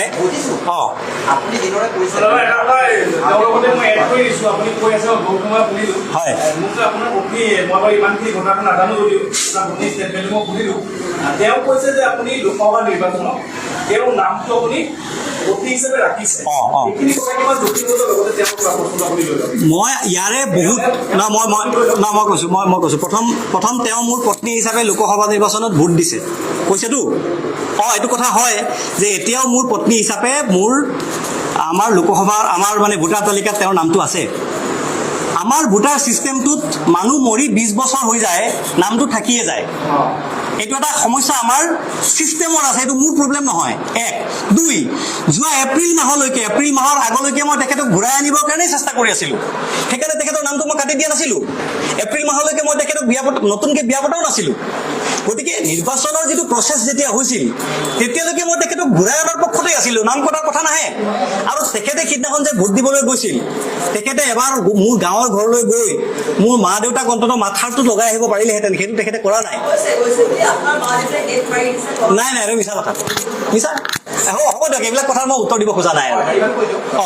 আচ্ছা, আৰু এটা কথা মই আপোনাক কওঁ, এটা কথা মই আপোনালোকক বাৰে বাৰে কৈছোঁ, এই কথাটো বুজিবৰ কাৰণে আইন কেইখন পঢ়িব লাগিব, আইন কেইখন বুজিব লাগিব। আইনে এইটো কথা কৈছে যে মেৰিজ ৰেজিষ্ট্ৰাৰে বিয়া পাতি নিদিয়ে বা ডাইভৰ্চ কৰাই নিদিয়ে। ডাইভৰ্চটো পতি পত্নীৰ মাজত হয়। ৰেজিষ্ট্ৰাৰে অকল চাৰ্টিফিকেটখন দিয়ে, তেওঁ ৰেজিষ্ট্ৰেশ্যনহে কৰে। অঁ, আৰু যিহেতু গভৰ্ণমেণ্টে হা নহয়, এইটো ব্যাখ্যাটো ভুল, সেইটো আপোনাৰ দৃষ্টিভংগীটো, মোৰ কথা নহয়। আপোনাৰ গোটেই বিষয়টো তাৰমানে কেৱল বিজনেছ চাৰ্টিফিকেট দেখুৱাব আমাৰ সেইটোৱে হ'ব। সেইটো হিমন্ত বিশ্ব শৰ্মা ডাঙৰীয়াকে প্ৰশ্ন সোধক যে কিয় এইটো কৰিলে, নহ'লেতো মই চাৰ্টিফিকেট দেখুৱাব পাৰোঁ। মই সেইকাৰণে কৈছোঁ আপোনালোকৰ তালাকটো কেতিয়া হ'ব, কিমান তাৰিখে তালাকটো আপোনাৰ দুজনৰ মই আপোনালোকক ডেট দেখুৱালোঁ নহয়, গোটেই কাগজ এতিয়া লৈ লওক না, চাই লওক না ভাই আপোনালোকে। Thank you. আপোনালোকক একাপ কাপ চাহ খুৱাম, চাহকাপ খাই যাব। অঁ।